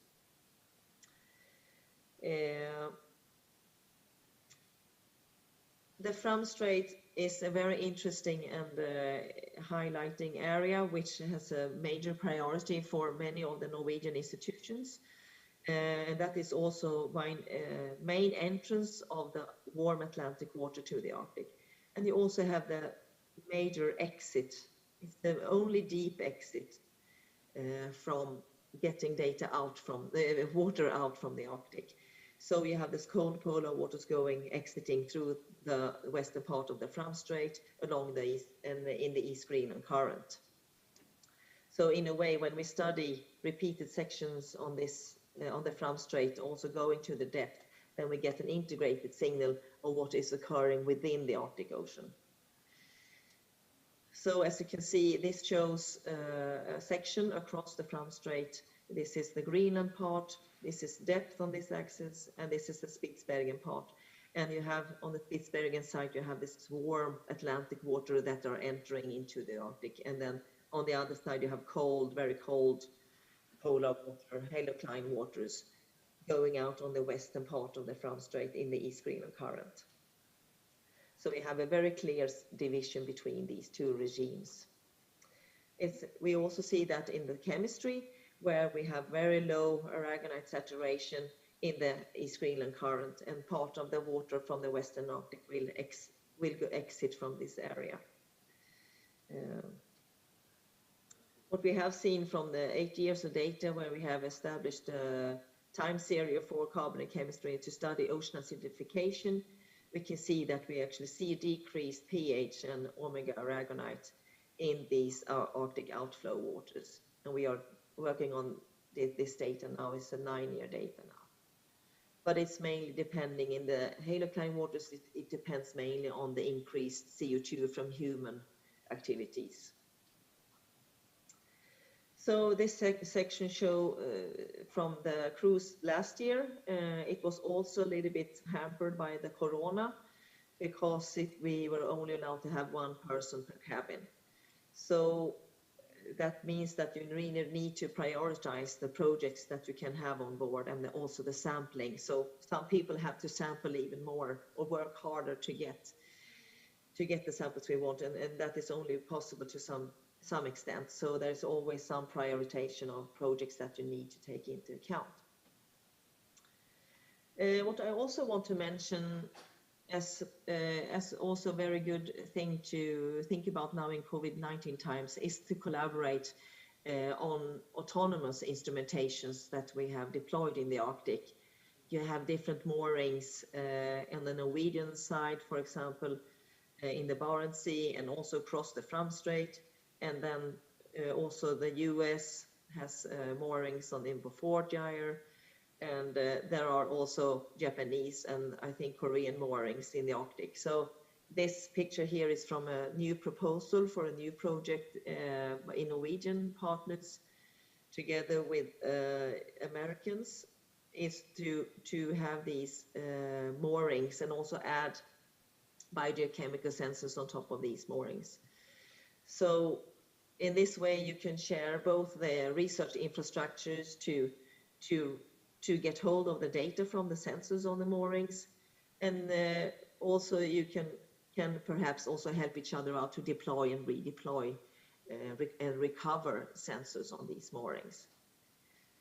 And one excellent example of that, which had great attention I think in the international press, but also in Norway, is the project led by the Hanne Sagen from the Nansen Remote Sensing Center, where the US moorings encountered some problems to rescue their sensors after they had been deployed 1 year.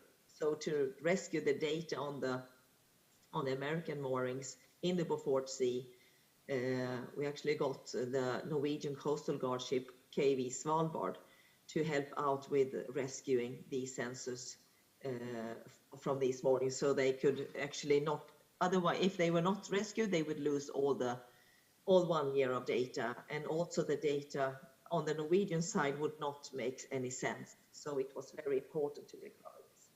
So that is one way of showing how the corona can also stimulate some extra effort to rescue and also redeploy new sensors.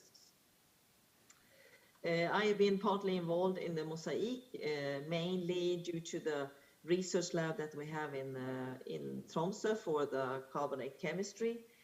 And the Mosaic project, as you're well aware of, I assume, with the Polarstern drifting in the Arctic, had lots of challenges with the corona when they were exchanging crews in corona times, which were almost impossible sometimes. And they had to do some real efforts to actually continue the program, but they succeeded to get hold of lots of samples.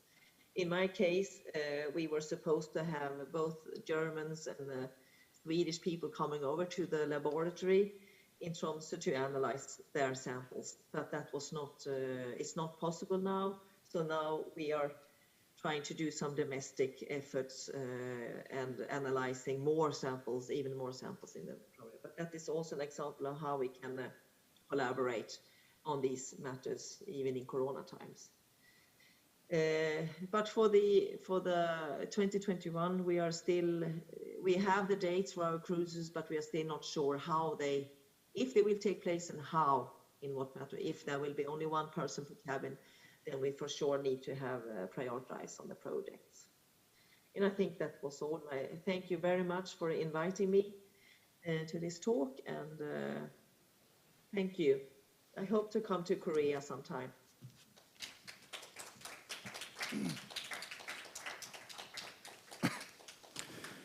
Thank you for your presentation, Dr. Chierici.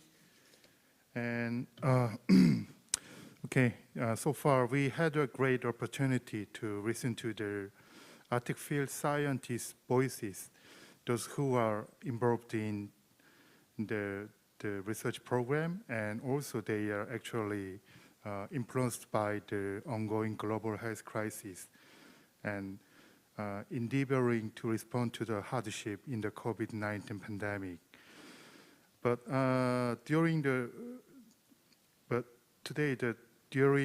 this seminar, one thing the invited speaker commonly point out today is that even we are in the middle of the significant hardship due to the COVID-19, but we have a hope and potential to overcome the difficulty, and we have this kind of hope and potential comes from close international cooperation and collaboration. Okay, and now I would like to conclude and close up today's seminar.